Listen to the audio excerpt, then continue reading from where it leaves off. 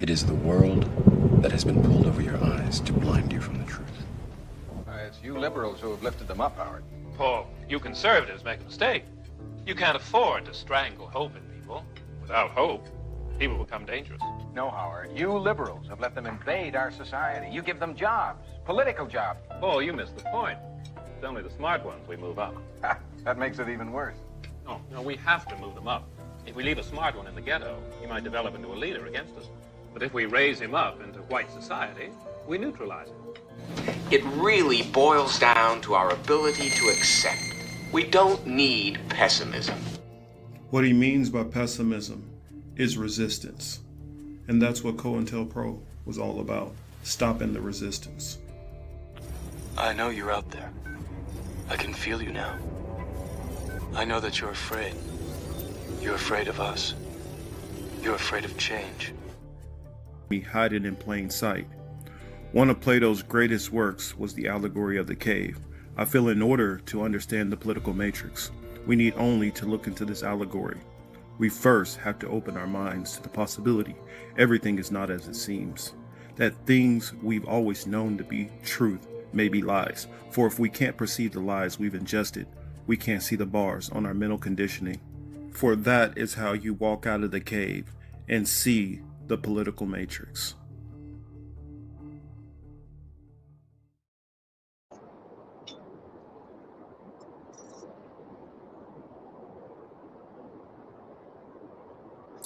Hello, everybody. Apologies for I guess you guys are coming on in here.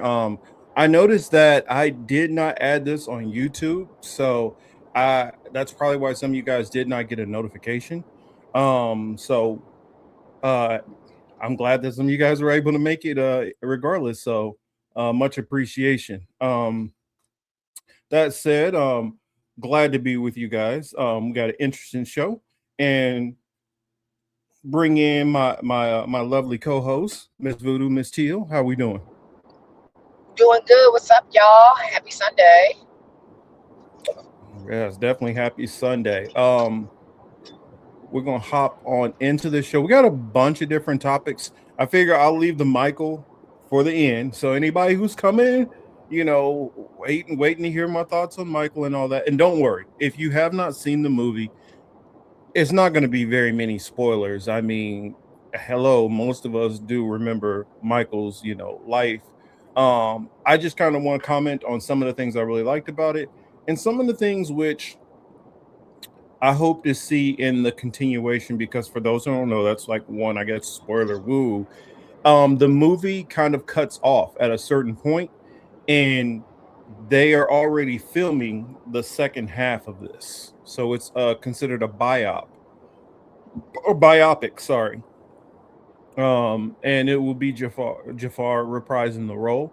No telling exactly when that'll come out. So we'll get to that towards the end. I got kind of like a little news rundown stuff that I kind of wanted to hop out here and knock this out before we get into some of the other topics that Till has generated for us. Is that all right, Till? No, that's fine. Go ahead, do your thing. Yeah, so I'll start off with this one because it has a couple of different topics. Jackie says, "What movie are you talking about?" I'm talking about the Micheal movie. The Micheal movie about Michael Jackson. Said I enjoyed it, but then again, it wasn't meant for me. It kind of was. It was more of a love letter. It kind of really didn't. That's right. I said I'm gonna save it to the end. I'll talk about it then. I'll give my review and thoughts and all that. But Hi, Jackie from across the pond. Glad to see you joining us today. I definitely recommend it. I probably will go see it again.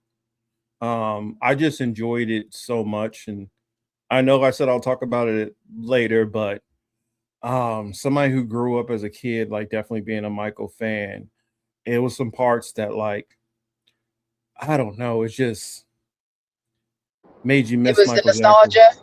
Yeah, the nostalgia had. I'm not afraid to say it. It had me almost choked me up, almost want to drop a tear thinking about some of these performances and seeing like his mother, how she was with him and his relationship, and just thinking about how I don't know. I'm gonna leave it at that. It's just, I don't know. It's emotional in a very nostalgic way, really thinking about it. And it was something that a movie you can go and see with the whole family. Um, Now the second half is going to get into the more controversial stuff, so we'll see what they do with that, how they decide to do it. But the first half, yeah, I think you can take the whole family to see it. And they even went soft on Joe. I'll just say that. But let's see, where's okay. So this clip here, I wanted to share it. It's from Reuters because it hit a roundup of different topics. And it does bring up I think it talks about AI in there with the Tesla. It talks about some stuff that's going on in the Congo. But without further ado, I'll go ahead and get this on the screen. And then we will, as we get to each different topic, we'll stop it at the end of the topic. That way we can add our thoughts into it. So or if it's something going on within one of the topics you want me to stop it till, let me know. Gotcha.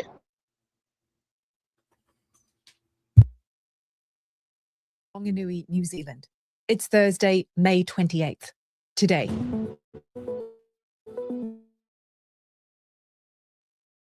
Tesla employees tell Reuters they've seen the AI behind the company's full self-driving feature, basic tasks.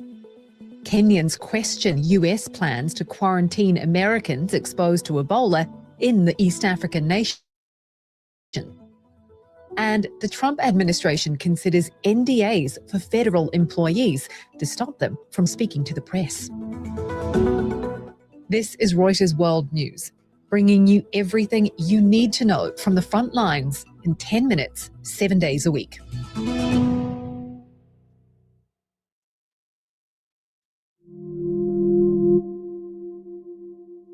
We begin with a Reuters examination of Tesla's bid for fully autonomous vehicles. Elon Musk says truly autonomous Tesla cars will soon be a reality. He says the automaker's full self-driving feature, or FSD, is already up to 10 times safer than human drivers. But former Tesla employees who train the AI software that powers FSD basic tasks in recent months, like hitting animals without braking, nearly striking children, or failing to stop for school buses. Reporter Chris Kirkham has more. These employees are called data labelers, and they review tons of videos from Tesla vehicles using FSD. And essentially their job is to annotate good and bad driving that they see in this video, and then that gets fed to engineers who then work to improve the technology and work to improve the software. And so despite some of these dangerous issues with the software that the data labelers told us about, Musk and other executives were sort of increasingly touting the capabilities of FSD, and they were pushing Tesla to stage sort of public displays of this fully autonomous capability.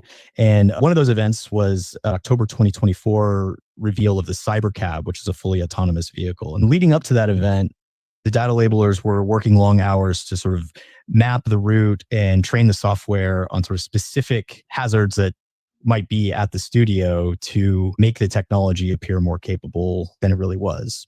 And one thing that several of these employees said is that this is not something that you can do on a large scale. You can't sort of map and label every street in the world. We sent Tesla a detailed list of questions for this report, but we got no response. But Tesla has defended its full self-driving technology and argued it can save lives and prevent millions of injuries. Tesla's FSD website also warns that currently enabled features require active driver supervision and do not make the vehicle autonomous. So that's the first topic. And I was hearing about this, and I just, the fact that he's trying to go fully autonomous, and he's trying to push these out there, I worry that there's a possibility that he could get these out before the end of the Trump administration. and squeak past a lot of the scrutiny, and this could lead to such a dangerous situation. Uh, I don't know what's your thoughts on it too. Well, I watched that movie that had Ethan Hawke and like Julia Roberts in it. And there's a clip in that movie when there's like a pileup of Teslas in like this little section of like this deserted Leave the road where world like they're behind. trying to, yeah, and they're like trying to escape, or like they're trying to, like, you know what I'm saying, get somewhere, and they can't because it's blocked off. And then like she's screaming at her kid to get back in the car, and like now she's like driving against Teslas that are fully autonomous that are crashing into other ones, creating blockades. And I'm like, damn, that's gonna be in the next 3 years, y'all. You know?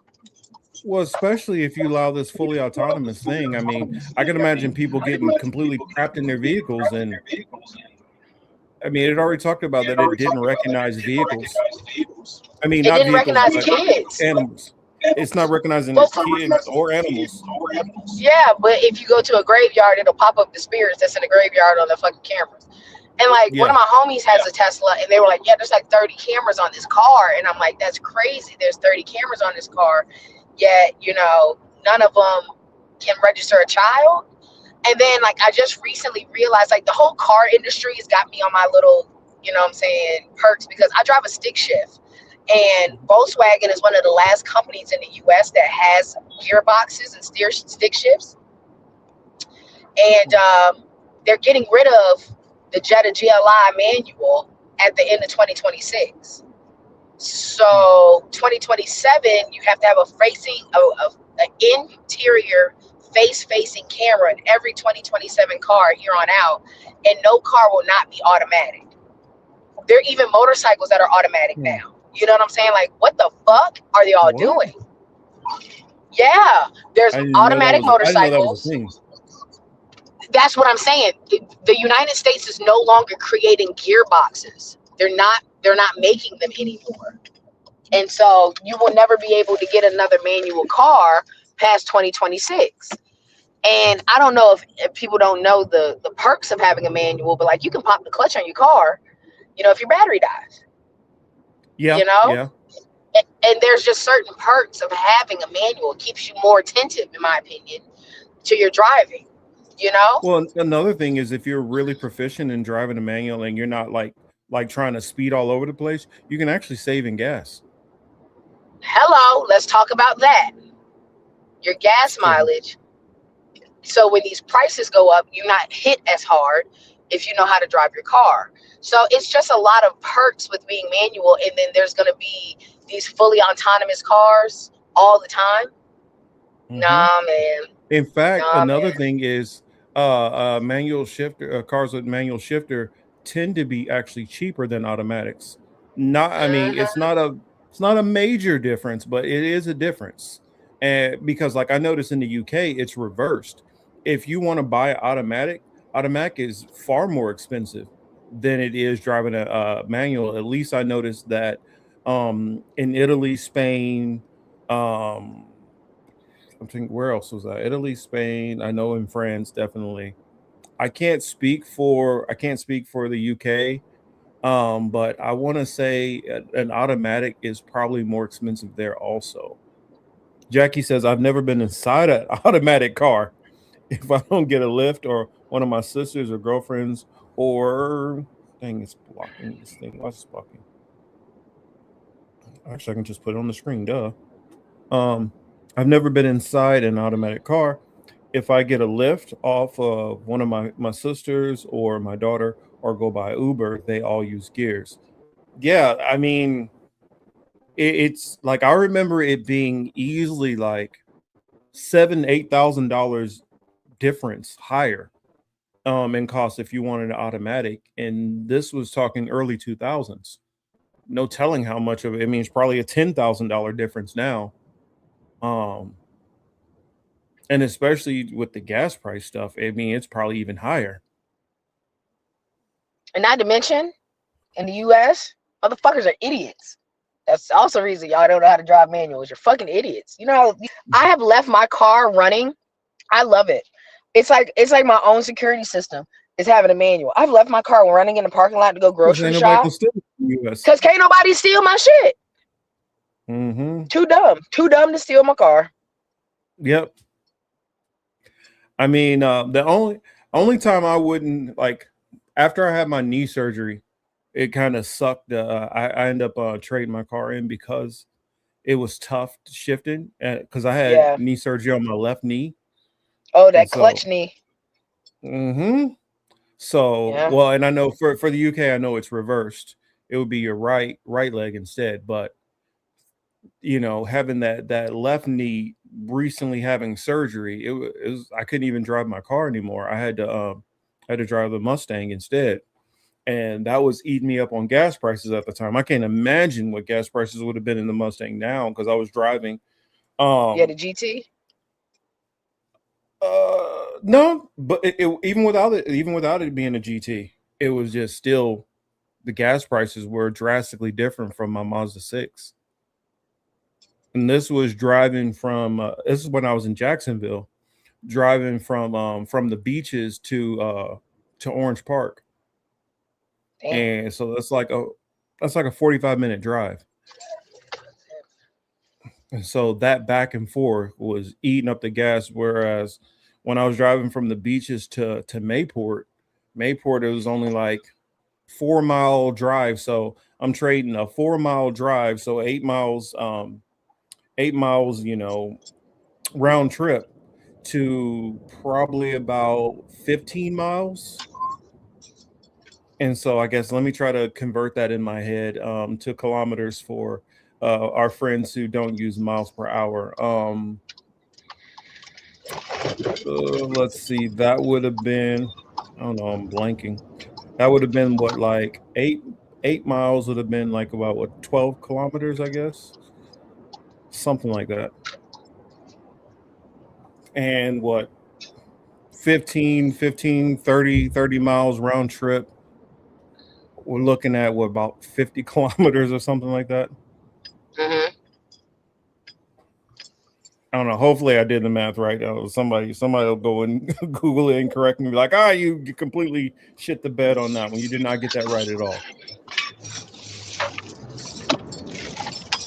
But yeah, having a fully autonomous car, like I don't know how that's we're gonna have a lot more deaths. I think there are gonna be more car accidents because like it sounds like the only thing that AI is actually paying attention to are other cars. And what happens if you have signal issues? What happens when your car wants to lock you in and wants to make you die? Well, think about it. If you have more of those cars on the road, then that's more of an overload on that system that's regulating those cars and controlling them. I don't know. It looks like going autonomous and even going to a lot of electric vehicles or 100% electric vehicles is going to run into all kind of unintended issues down the road. And the reason why I say unintended, because for a while I used to really think like, and I've kind of gotten myself out of this mindset, especially with President Trump. I used to think like there's somebody up there who's really like pulling a lot of these strings to make this happen, and it's like this mad genius. And I realized, no, we have mad idiots at the top. The people, they're thinking in the moment. None of these people are thinking long term on anything that they do. They're just doing things and then reacting to the results of what the hell that they got themselves into. So let me hop back into this one so we can move on to the next subject. The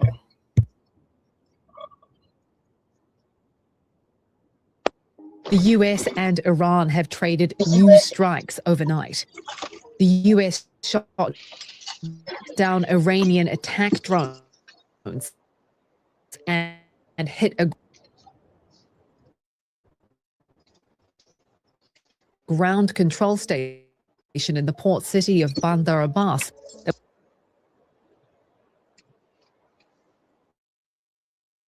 was about to launch another drone. That's according to a US official who said the actions were defensive. Iran's Revolutionary Guards, meanwhile, say they targeted a US airbase in response. That's according to an Iranian news outlet. They didn't say which base they attacked, but Kuwait says it's intercepted hostile missile and drone threats. The US attack came just hours after President Trump dismissed an Iranian report that he was close to a deal with Tehran that would restore commercial and Oman managing the traffic. The strait's going to be open to everybody. It's and who would control it? International waters. Nobody's going to control it. We're going to watch it. We cannot and will not allow any cases of Ebola to enter the United States. US Secretary of State Marco Rubio. Now I had to stop that because that was just like a quick transition. I didn't want them to breeze past that whole Iran thing and what Trump just said about the strait being opened up. I don't know. International waters, nobody's gonna control it. What the fuck you mean? Yeah, that's that part. It's their shit. That's their shit. That's their shit. You fucked this Nobody's up gonna now. control it. It blows my mind how the press. Now, granted, I give this reporter credit. She's just not running with what the president said this and this is what's about to happen. She just put out what he said and moved on. Mm-hmm. Well, actually, Marco Rubio just moved on. Also, I noticed another crazy thing in this clip. If you notice, he has hats in front of everybody, right? This is a little off subject, but he has hats in front of everybody, and he signed all of them. Do you think your cabinet is like your sycophant fans? Yeah. That's so weird to me. I work with you every day. I don't need your fucking autograph. Like, who? Baby, what he's you think selling I'm gonna sell this? merch. He's selling merch, okay? Like, it's If the you weirdest if thing. you dick ride enough, I might give you a job and you get a hat. I mean, good Lord. I guarantee you Welcome Marco to Rubio's America. gonna get home and toss that shit in the trash. He don't give a fuck about that Maybe. damn Trump hat. But what he's saying here is like all of them keep talking about we're closer to a deal. Hexeth was talking about we're closer to a deal. He's doing his whole Asia tour right now. We are not about to have a fucking deal. We're nowhere close to a deal. What Trump is going to do is he's going to keep bullshitting some more, and then we're about to have, more attacks. And it's just a matter of, Iran, at what point are you going to say, you know what? I'm tired of you guys attacking me. Fuck it. The war's back on. That's what I'm wondering, because you're going to let Israel is not stop ceasefiring.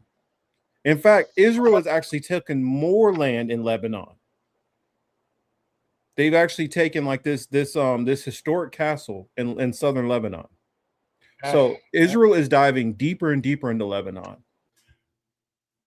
In Palestine, they just buried 41 people who were just obliterated by Israel the other day, because Israel is killing people in Palestine every fucking day.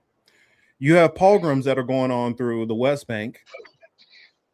And I wouldn't be surprised if pretty soon, because they're trying to push legislation to, they're inching closer to the Al-Aqsa Mosque. So pretty soon, I would not be surprised if they got closer to blowing up the Temple Mount and trying to say it was Hamas. So I don't see how Israel is not abiding by any types of laws, any shape or form. Israel just bombed the shit out of not Israel, but the US. We just bombed them multiple times. Okay, Kate, we'll see you soon. She has to go make some dinner. But this fantasy land where Trump keeps acting like we're close to a deal. We're not close to a deal. They're talking about that they still want to have the ability to enrich uranium. So how the fuck are we getting close to a deal? There's no deal. And I know what Rubio was worried about. Rubio's biggest concern is he's sitting there wondering, like, so all this is cool and everything. When do we get to go to Cuba? Okay, you're going to say, listen, okay. He's like, that's all I'm worried about. My whole life's mission since I've been a little boy is I've been wanting to walk around the streets of Cuba and see it as it was in the whole old Batista era when Cuba was subservient to the United States. And I just want to get all my donors completely happy to turn it back into, a playground for the rich around the world and back to the regular Cuban people being completely impoverished. That's all I want. That's all this man has ever wanted. But he's gonna throw out his little, oh well, they can't have a bomb. They can't have a bomb. They weren't close to a bomb. They've never been close to having a bomb. But you're going to guarantee that they get this bomb with the way you're moving. Sorry, I ran on the tangent. Till you want to hop in there?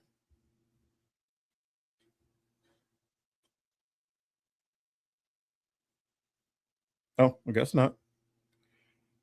Well, I'll let this continue playing and we'll hop back in. Rubio says the US is moving aggressively to keep Ebola out of the country as a fast-growing outbreak spreads in Central Africa. To do so, the US is planning a quarantine facility in Kenya, where it will send Americans who may have been exposed or infected. But in Nairobi, the idea is prompting unease. On the streets of the Kenyan capital, people like Sarah Njoroge are asking who this plan is really for. Like, why would you create a facility in my country and it doesn't serve me? Yet the same facility is going to host people who are endangering my own life. East Africa Deputy Bureau Chief Aaron Ross is in Nairobi with more. The Trump administration, at least in its public messaging, is very much putting an emphasis on protecting, the U.S. homeland from Ebola. They're also talking about pouring resources into the Democratic Republic of Congo to respond to the outbreak. But there are, a lot of people in the public health community who are raising questions about what their actual level of commitment is, how the impact of the pre-existing cuts on U.S. foreign assistance have been on Congo's ability to both detect and now respond to the outbreak, and who also raise questions about just how serious the U.S. response is inside of the Democratic Republic of Congo. So I think this will raise for a lot of people questions about where the priorities lie and whether keeping people out at any cost from the U.S. is taking precedence over battling the epidemic. So, Till, I don't know how much you heard of that, but the U.S. is basically trying to lead efforts to do kind of like a little quarantine of I guess American citizens who are living in the Congo area. And I believe it was in Nairobi also, that would be what, Nairobi, Kenya? I don't know. Seems a little weird. I mean, I get it. There is sometimes you have these outbreaks of Ebola, and they normally do pretty well treating it, on their own. There's been I think 200 deaths of Ebola in the last, probably, was it like 2 to 3 weeks? I've heard about 900 cases, but the U.S. saying that they care about this and sending people there, I don't know. My antennas are just up. It just seems like it just doesn't seem on the up and up, because Didn't old boy just kick people out of Kenya that had anything to do with Bill Gates? Yes, he did. Oh, okay. That's what I thought. I completely forgot about that. That was like 2 weeks ago we were talking It was about this. literally like the week before Ebola broke out. I don't believe in coincidences. So Yeah. about that.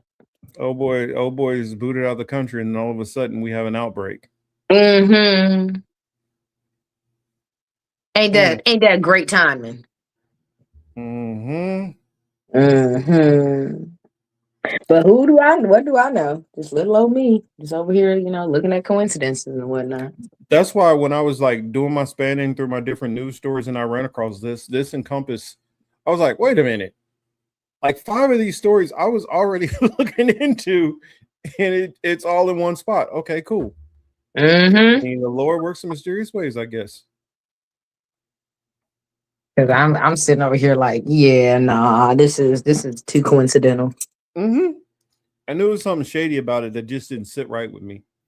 And I was like, wait a minute, let me just bring this up. I know Till is gonna catch her attention. I know this is down her alley, so Yeah, because she'll remember if between nothing else. epidemiology, the food shit, anything that really pertains to like health, national health, I'm too hip. Like I know I went down a Chris Benoit rabbit hole because I like wrestling and stuff. And like for instance, like the day that he was supposed to like show up for something, he was like in the middle of like having his like steroid craze. Somebody got on Chris Benoit's Wikipedia page and was like, "Oh, Chris Benoit missed his match on such and such a day because the death of his wife." Nobody even knew. It was 14 hours later when they found out that she was dead. Mm. So it be stuff like that where I'd be like, nah, that ain't no coincidence. They be putting it together. And then like, for instance, this one right here with this shit, hell no, they putting this shit together. Because they didn't keep in mind, they've been having issues with old boy from Kenya anyway, because he's too outspoken. He with that shit. Well, but he has been playing ball though, because remember what he did in Haiti? When he sent those Kenyan troops over there, right? Mm-hmm. Yeah. But I be thinking like maybe he wasn't technically playing ball. I really do be feeling sometimes that that was like underneath the guises or something else, and he might have found out late in the game he fucked up. Or maybe he's playing ball, but he's being resistant. They're like, he kind of bucking us a little bit. Like we told him to go across the room, and he went across the room, but he stared at me a little bit too long. Okay. You know what I'm saying? One of those situations where it's like, he's done what we've asked, but I don't trust this dude. Like like that animal that you've been training and had, you've been raising as a pup, and all of a sudden it's like, will this motherfucker bite me? Yes, he will. I think that's how they're looking at Kenya right now. As they should, because I hope they do. I hope they bite him. Oh, most of those African nations bite them.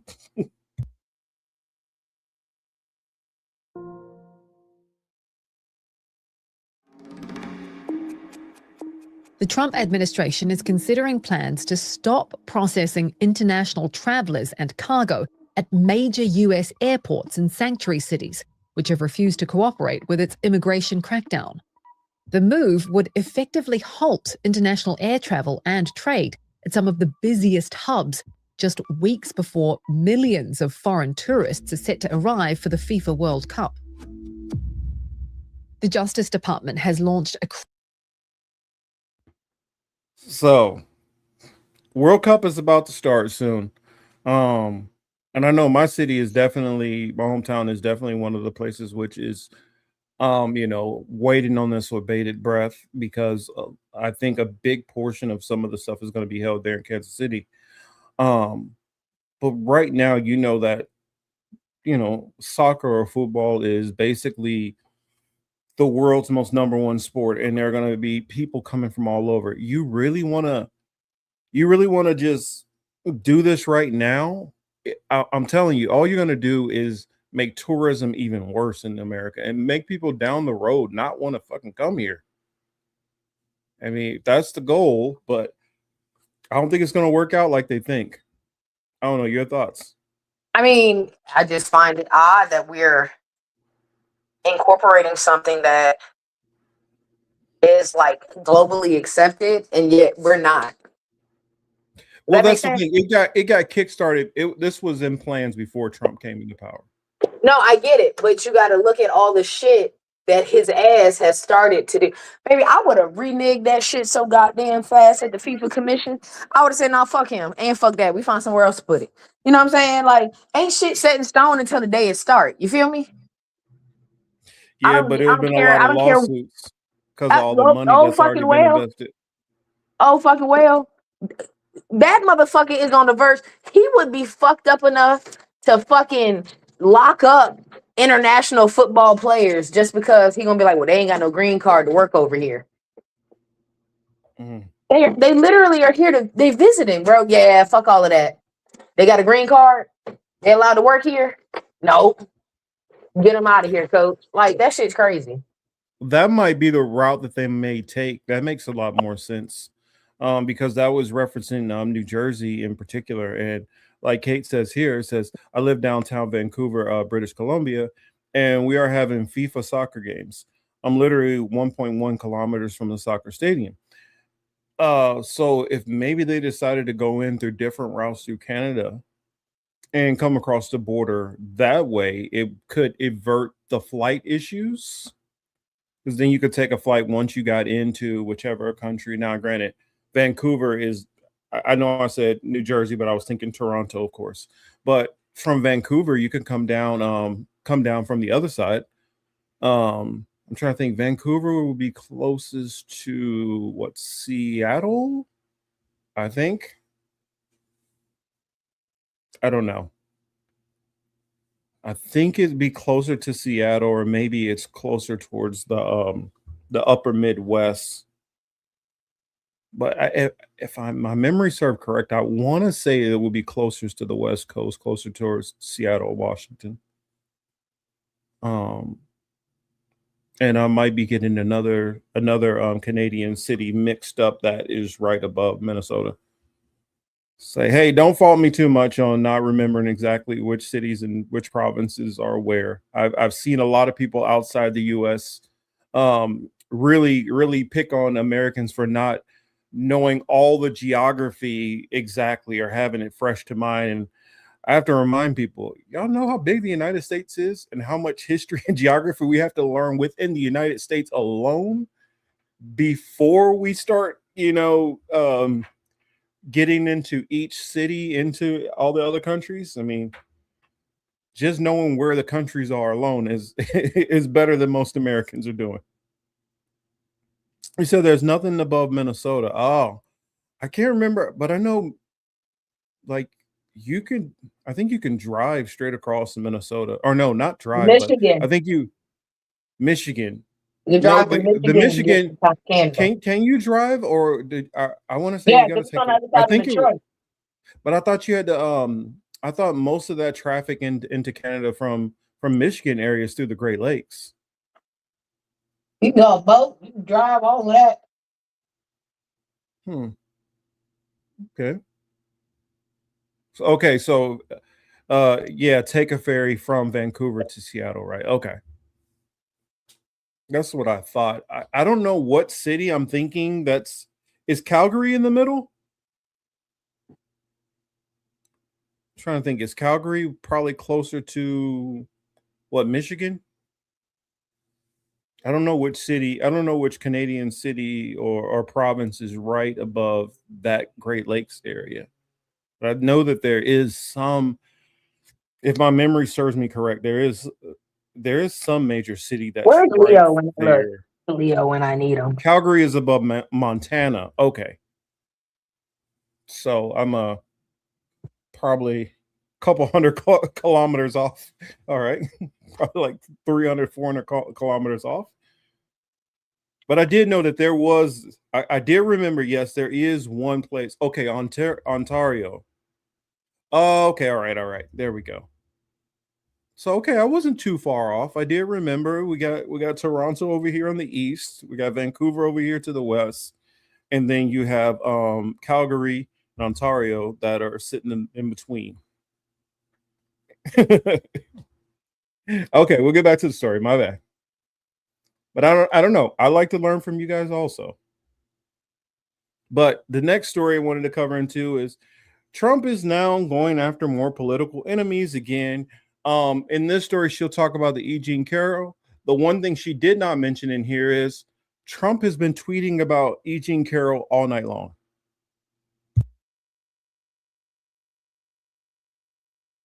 Criminal investigation into E. Jean Carroll, the writer who accused US President Donald Trump of raping her in the mid-1990s.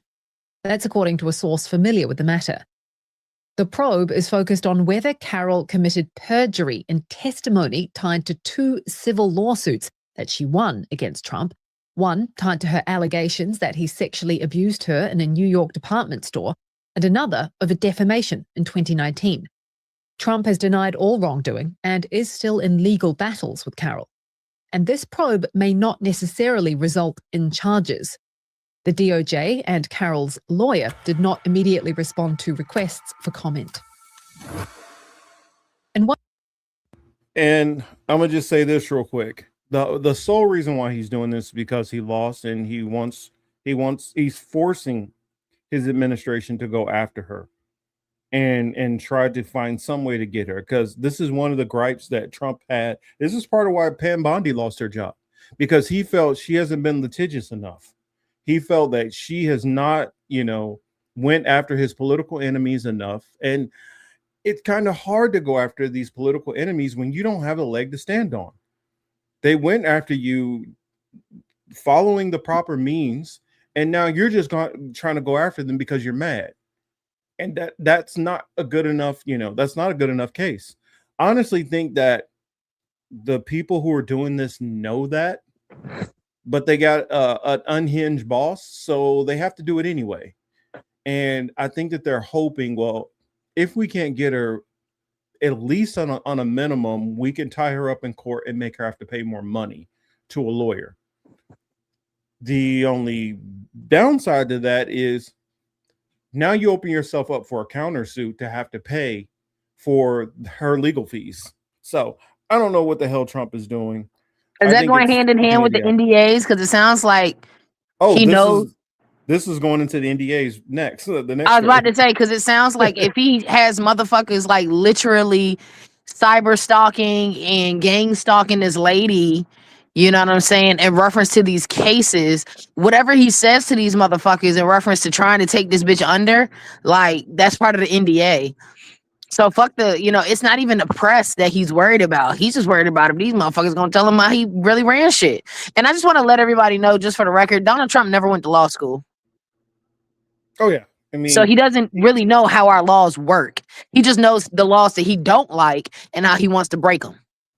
No, he's like one of those people who, because they've been to court a whole lot, that they think they understand the law system. Yeah. And that's not the case. He's just tied people up in lawsuits, and he got that from Roy Cohn. That's what Roy Cohn was all about. Even if you can't win the lawsuit, tie them up in lawsuits. That way you drain their accounts. One last piece of news out of the Trump administration. It's looking at ways to sharply limit how federal workers talk to the press, proposing new non-disclosure agreements that could carry civil and even criminal penalties for leaks. Press freedom advocates say the move could restrict what the public learns about its own government. The White House says it's standard practice for handling sensitive information.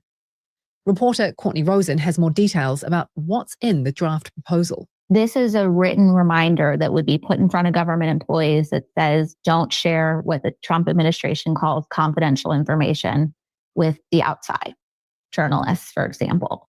This is an administration that has taken lots of actions to crack down on federal workers talking to reporters to get information out there. This would be a visual reminder of that for employees when they start their job. That could make it less likely that they call and talk to a reporter when they suspect that something is happening that's wrongdoing, fraud, abuse. At the bottom of the draft, it talks about applying to former employees. So if you're a former agency employee, you need agency permission, so your employer, to discuss what the administration would call confidential information. And if you break that, you risk civil and criminal penalties. So losing your job is one thing, criminal or civil penalties is a whole other thing. That's what would be different here. Now, the thing about that is, what criminal charge can you put on that? The violation of your NDA, that's about it. But the NDA is not something that a government, I think that that's going to be something that's definitely going to be argued in court. Well, he's going to say it's perjury. He's going to say they're lying. Yeah, but the NDA is a civil thing. You can't put a NDA on federal officials, on government officials. What the hell? Well, he'll find a way, because it's going to be something on the lines of, like, if military personnel goes AWOL, is that not criminal? Yeah, but there's actually a statute and code that's set up for that. He gonna find a way to do that though. But you get what I'm saying? He's gonna find a way to create something that falls within the legalities of things that are already in place that kind of sit underneath, like how if the military personnel goes AWOL, you know what I'm saying? But How that's that the has thing. criminal. In order for him to do that, that's something that it would have to go through the executive. I mean, not the executive, have to go through the legislative branch and the judicial branch to Marcus, establish a new law. You we are can't literally just be talking like, we're talking about the man that put his name on the JFK goddamn performing arts building, and a judge had to tell him, you got to scrape them letters off. yeah, He did it anyway. You get what I'm saying? and he's Like, this motherfucker bitching and moaning crazy. about that too. Yeah, It's this like, motherfucker crazy. I'm like, why did you think it was a good idea for you to even put your name on that? Why did you do that? What the JFK hell? loved black people and Kennedy black had culture. nothing. Yeah, He really did. Kennedy had nothing to do with Republican Party. Why are you trying to force your name on there? You And had then it's nothing on to do top with of it Kennedy. too. And it was Yeah. on top of it, like on some bitch shit. Like, get out of here, you small dick. I could understand if it was a contemporary of Kennedy who was like, I helped with his legacy. So, but that's the thing. It's like trying to put your name on somebody's presidential library. You can't do that. You can't just be like, you know what? I'm going to put my name on Obama's presidential library in Chicago. You can't fucking do that. What do you? Oh my gosh, this dude is an idiot. Yeah. It's the same way. I guarantee you, Trump would have a hissy fit if the next president decided they were going to put their name on Trump Tower. He don't own them any damn way. Oh, true. Hi, Thomas. Thomas is here. He does own the licensing though. That's all he owns. Yeah, that's all. Trump is only for the past, say 30, 40 years. He hasn't really owned any of his buildings. So he owns, what is it? Mar-a-Lago, that's it. And what is it? Mar-a-Lago, I think he may own Doral. And even Trump Towers, the one in New York, the famous one, he doesn't own that one anymore. So all the rest of his stuff, is just his licensing name on them. But the fact of trying to do an NDA is only something. Even an NDA is something which deals with civil penalties, not criminal.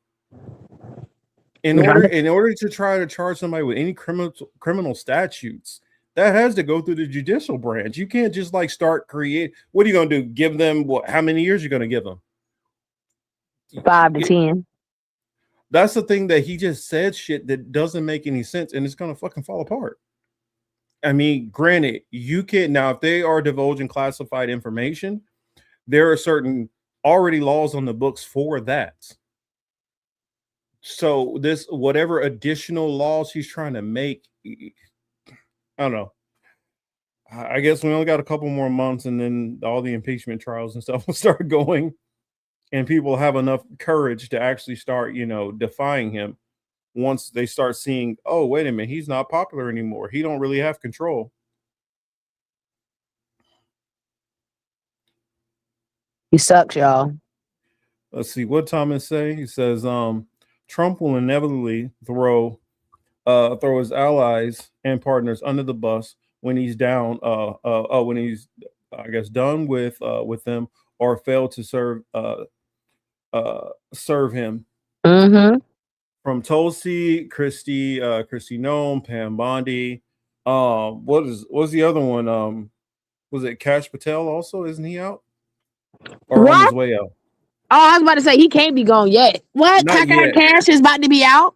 Oh yeah, he's about to be out. What the fuck did I miss?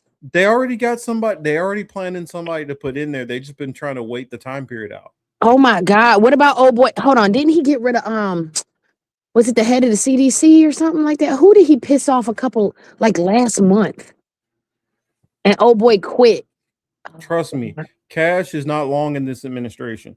I even heard, surprisingly, I even heard that there's a rift between him and Stephen Miller now. What?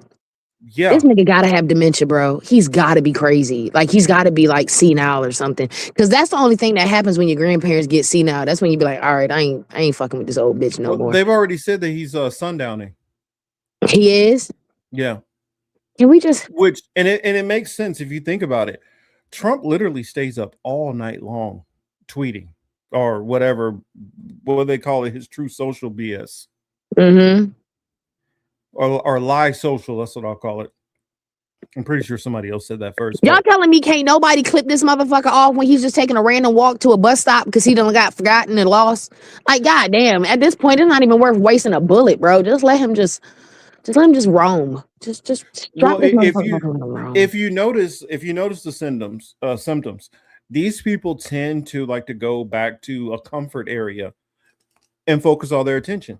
And I know a lot of people have been talking about the ballroom for him wanting to have a bunker. That could be part of it, but also Trump's only comfort area, the only area where he feels like he actually really knows something, is dealing with construction and building. Oh fuck, you're absolutely right. Granted, did they finish the Thunderdome in the front of the building in the lawn? Well, now they're having an issue with that also. Damn, this nigga can't get none of his little Tonka toys, right? And if you go back into Trump and when he was doing all these projects, one thing about Trump consistently is he always went over budget. He always kept adding on, and he never the time periods always went longer, and he always stiffed his workers. Mm-hmm. That's the recurring thing. But where he's in his comfort zone is being on a job site saying, hey, I want this pillar over there, and I want this. This is what he's doing right now with the ballroom. This is why he's so obsessed with it. This is why he's worried about the wanting to paint the National Mall blue. What? Yeah. He wants to refurbish the whole National Mall. The pool, which they've kind of haven't really used. He wants to restore it back to the days of the 60s.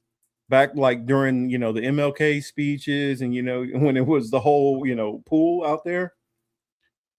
But they said with all the cracks and all those problems with it, they have algae and all kind of stuff growing in the bottom. Its thing is a massive, massive pain in the ass. Well, he figured, if I just paint the whole bottom of it blue and then fill water, it'll fix the problem. Like, no, that won't fix the problem. But that's what he's trying to do right now, along with, him destroying the whole East Wing and trying to build up, his bunker ballroom. And then he's also trying to do the whole UFC like fight cage thing on the lawn, which isn't working very well either. I think that's so funny. That's so white. That's such a white thing to want. Like, what kind of backyard WWE you got going on? That is so white. You only see that in the backwoods of Bama. This is, yeah, exactly. This is like if you took any random person from the trailer park and put them in the presidency. I mean, all he's missing is a couple of broke down trucks on the side too. Okay, that's all he needs. Some goddamn F-150s he's been trying to work on for the last 15 years. You know what I'm saying? Because like goddamn wrestling, my Budweiser, my America Dew, because Budweiser's the beer of Americans. Mm-hmm. You know what I'm saying? Y'all did see that Mountain Dew is now America Dew. America, really? Go Google serious? it. I'm so serious. They changed Mountain Dew for a limited time to be America Dew, the drink of America. Oh, wow. Over Pepsi? Over Coke? Mountain Dew is the drink of America? Jesus fucking Christ. Trust me, it ain't never that. Coke is still holding the throne. Bro, Cheerwine, if anything. I would have put Cheerwine before Mountain Dew. But no, the bottles literally say America Dew. Oh, it's funny what Thomas said. He said, is she meditating holding a turkey feather? Child, don't get me fucking started. Oh, and Chamonique, I see your question. I'll answer it after this next story. But this is going into the heat wave that's going on in Paris right now. Hold on.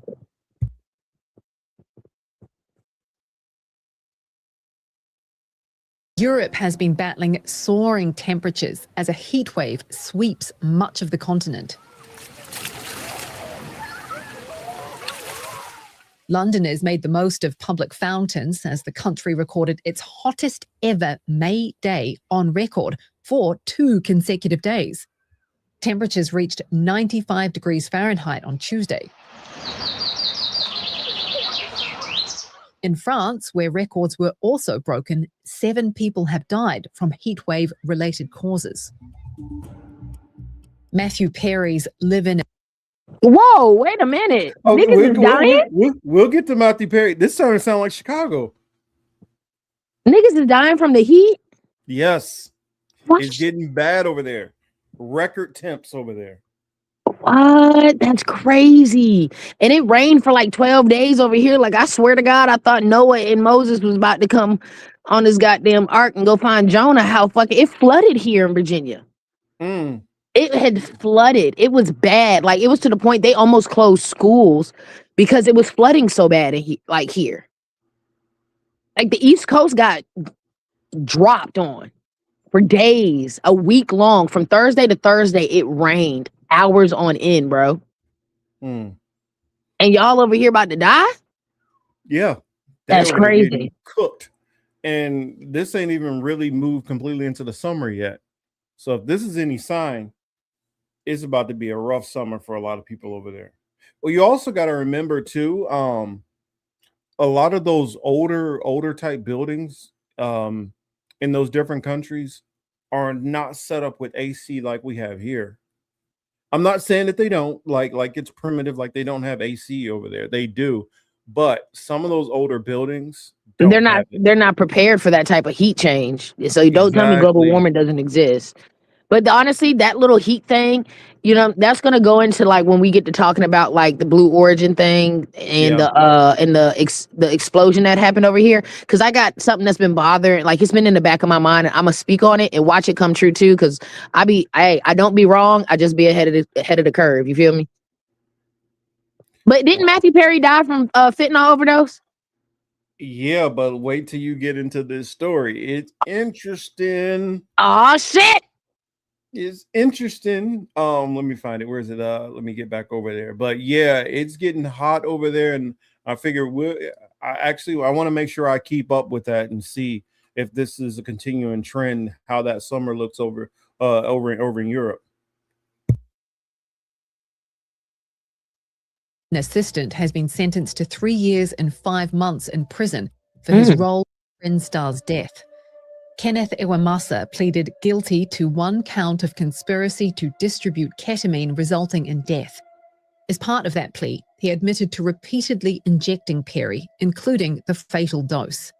Iwamasa found Perry dead in a hot tub in 2023. Iwamasa is the last of 5 defendants to be sentenced in connection with Perry's death.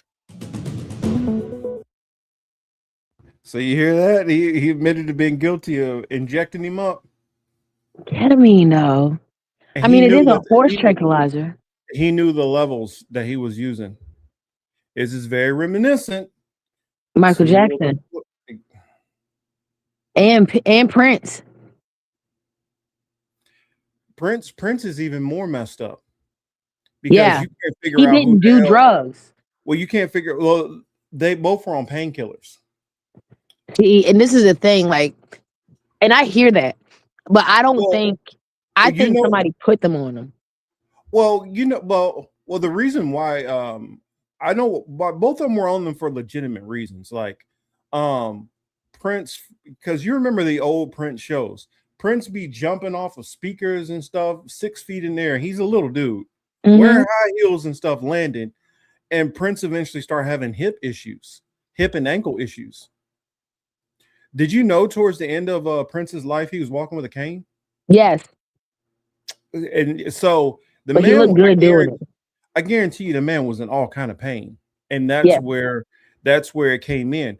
The problem is he was supposed to be on Vicodin and Percocets. They found out that his Vicodin was actually laced with fentanyl. Yes, it was. So what happened there? How do you get that bad batch?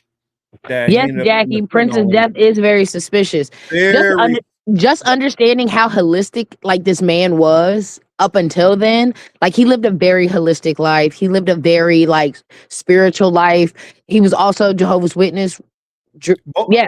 Both of them were Jehovah's Witnesses, actually. Ain't that odd? Yeah, I always thought that was an odd thing too. But like, if you know about Jehovah's Witnesses, they don't do that whole like they're not really into having medicines. You know what I'm saying? They're trying their best to stay away from it as much as possible. They'll go through the most and like suffer the most before they even bend down to even getting some shit in their system. So like Prince's death to me, also having a family that's was a huge Prince fan, it was just very odd. We're gonna talk about it. Sorry. I want to wait. I want to talk about it. We're gonna talk about that towards the end. I'm saving your comments too. Any of y'all that are talking about Prince, and yes, Sabby did an excellent job covering it. Also, Chris H. I did see that. But the stuff that's right. Let me just shut up. We'll get to it on the other side of it. That was my last thing on that. Which story did you want to hop on first, Till? Let's do an update on the ticks first. Okay. Let's update y'all on ticks. Y'all know how I feel about these motherfucking ticks. Yeah. Tease tick update. Cause I'm trying to tell y'all this shit is crazy. And I'm like, am I the only person paying attention to the ticks? Pissing me off now. All right, y'all. So y'all know how I feel about these fucking ticks. That's it right there. To give you a brief update from my last episode, so you don't gotta go back and look. These ticks. Okay, so ticks are going rampant. Okay, I found one on my dog. I don't like that, and I put frontline on her bitch ass. So like, she should not be getting no ticks touching her. You feel what I'm saying? But like, I saw a tick crawling on her the other day. Flicked that bitch off to the nether realms. But like, it's just an abundance of ticks. Okay. Usually when you go out to the brush, go out into the woods, that'd be the only time you see ticks. But like now you're seeing ticks like at playgrounds in the city. Okay. Like the tick abundance is crazy. It's very abnormal. Now, the fact that a majority of these ticks already have Lyme disease, even crazier. Okay. So if you don't see an abundance of deer around your house, there should be no reason you would see an influx of ticks. Now, there was word on the street that these ticks kept getting dropped off on these people's farms, right? And so now here it is. Marcus, I started talking about these ticks, 2 months ago? It's been And so it's taking them 8 to 10 weeks for everybody to get on board that this tick shit is weird. And so now this just came out 3 days ago.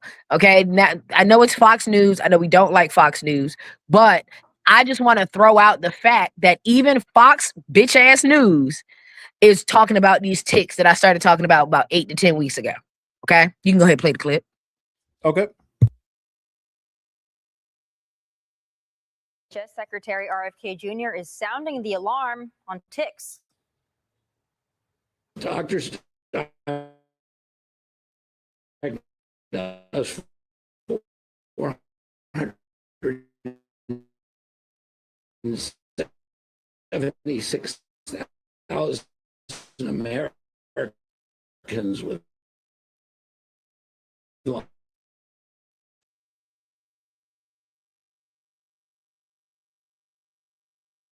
here. This spring, Americans visited an emergency room for tick bites more than any other time in history. A clear sign that there's 50 states. And he's right to be concerned. CDC data shows tick bite-related ER visits are at their highest level in nearly a decade. And it's not just ticks, as mosquitoes are also causing concern. They spread the dangerous dengue disease, with cases jumping 359% in 2024. Meanwhile, EPA Administrator Lee Zeldin is squashing. Got a lot of questions, so we got the perfect person. Joining us now is HHS Principal Deputy Assistant Secretary and Director of National Health Communications at the Office of the Surgeon General, Stephanie Herdopoulos. Stephanie, you have so many titles and you've earned them all. I want to jump in because this has been all over my feed with a lot of conspiracy theories. Folks are very concerned about the ticks. They think it's some kind of conspiracy. I've seen a lot of reporting that there are tick boxes being dropped at farms and ranches across the country. They feel that this is not just a natural uptick. They feel like something is being manipulated here. So I want to give you a chance to address those conspiracies, perhaps put our mind at ease. What is really going on here? Well, thank you for the opportunity to use your platform to educate the public. Before we go into that, I just really want to look like bottom line up front. Let's talk about what Lyme disease is. After all, May is Lyme Disease Awareness Month because the season starts in the late spring and through the summer, right when everyone is going. I don't want to hear anything Skeletor has to say. Yes, it is true that the tick population has increased. It was confined to the Northeast. Now, actually, it can be found all throughout the United States. Oh, did you want me to stop it? Yeah, you can stop Skeletor because Okay. I ain't trying to hear what she says. Because all she had to do was confirm what the fuck is happening. So, yes, Thomas, there are ticks at playgrounds now. The uptick in ticks is insane. You just heard her agree. Yes, there are more abundance of ticks. Now, I want to throw out the fact that they both said that ticks and mosquitoes are really doing a big one right now. Now, if y'all know, Bill Gates has a whole lab dedicated to ticks and mosquitoes. Bill Gates also has major funding in lab-grown meat. And yes, Lyme disease causes you to have an intolerance and or allergy to red meat for the remainder of your life. Okay? For the remainder of your life. Yeah. Oh yeah, hell yeah. Good shit, Marcus. Mm-hmm. So let me hop back over there so I can. You want me to read it off? Yeah, so I have given Marcus, because Marcus he every time I see something about my ticks, I send it to Marcus. This is like my favorite fucking story. So it's just like, this is insane. But I send him a list of things that ticks do and don't like. You know what eats ticks? Chickens. Chickens and possums. Chickens and possums. They tear their little asses the fuck up. Okay? I feel like I'm not on the right one. Oh. There we go. Let me scoot back. Yeah, I was like, why do I feel like I'm not on the right thing? It says first slide is they unleash ticks this year like never before. You know what eats over 100 ticks a day? Chickens and opossums. Next slide says, you know what ticks hate? My tick mix, black seed oil, thyme, cinnamon, lemon, eucalyptus, vanilla extract, catnip, Alaskan cypress, cedar oil, citronella, sage, and rosemary essential oils. Mix and spray. Not only do they avoid you, but this slows them down and kills them when sprayed directly, both Lyme and non-Lyme carriers. And I think it was two more. You know what else ticks hate? A well-sunned, well-sweated human with B vitamin and mineral richness in the brain and blood carriers. They are attracted to vitamin B12, zinc, and magnesium deficiencies. Vegans, you are effed. And it says they also hate when they sense black walnut and wormwood in our system. Take tinctures before and after heavily wooded areas. Yucca root, purslane, and bacopa also target what tick bites leave behind. Saponins drawing out the potential of higher stage Lyme. So my grandfather's black walnut ice cream is the perfect treat for the summer. Man, you'd be surprised. Black walnut strips a lot of the stuff out of your body. Black walnut is really good for ridding a lot of things. But to kind of like close this out or whatever, Lyme disease, as I see Jackie talking about it, Lyme disease is something you'll have for the rest of your life. My ex has Lyme disease, okay? And it was crazy because for a while we didn't understand why he was getting sick for some things, and then find out he had Rocky Mountain tick and a Lyme disease issue. And now, you know what I'm saying, he just recently has been able to eat very small amounts of red meat, but the red meat has to be like super, super fresh. Like he has to eat good red meat. He can't eat the Walmart steaks. He can't eat the Food Lion steaks. He can't even eat the Kroger steaks. He got to eat them Whole Food shits. You know what I'm saying? And there's a list of things that you just can't eat once you get Lyme disease. It's not just red meat, but I just find it odd that all of a sudden now the same person that has put mad money into these fake lab meat building companies that everybody was trying to dick ride for the longest is also the person putting forth the technology and the brain power to ticks. Now, I also want to just throw out the fact that Bill Gates is a weird motherfucker. How does Ebola get transferred? Hmm. Y'all know that? Mosquitoes. Makes sense. Okay. So they pulled Bill Gates out of Kenya and now all of a sudden they got Ebola. You feel me? And then what, 2 years ago, Bill Gates unleashed mad mosquitoes in Texas and Florida, genetically modified as well. Everything that he has is GMO'd, but it's crazy how he is so gung-ho about putting out sick shit to make people sick so he can come and act like he fixed the problem. There wouldn't be a lot of problems if motherfuckers didn't create them. You know what I'm saying? We put ourselves in our own quicksand. Yes, we do. So that's the end of my tick update. So that's the tick update for right now. Don't act like I didn't tell y'all about the ticks. And this one thing that I kind of miss, like on my grandparents' street, do you know they had a giant black walnut tree? There'd be black walnuts laying all over the road. See what I'm saying? I actually take really good like spiritual baths and stuff in black walnut hull. Hmm.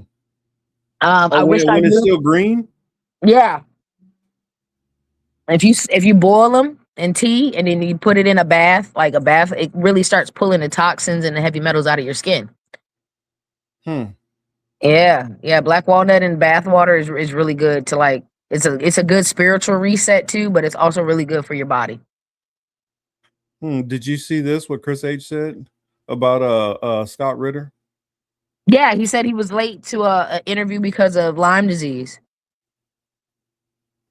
Oh, a core lord said, "Can y'all let me in on what black walnut is shit?" Black walnut is like an actual. It's a walnut. It's an actual nut, and it comes from a tree. But it's normally like black walnut trees are normally pretty massive, and when you see them drop off the tree, it looks almost green. It's like a green little spongy husk that's on them, and a lot of times you like I'd see because cars run over them, they get smashed or whatever. But once that green husk comes off, it's a black layer around it, and then once you crack that, you get into the actual black walnut that's in there. And a lot of times they use those for different like holistic remedies back in the day, but also is a very popular ice cream, black walnut ice cream. I mean, they can be kind of tasty. I mean, I gotta find it, but if I'm not mistaken, they even said that incorporating black walnut into your diet helps you cleanse yourself of nanoplastics or the microplastics in your body.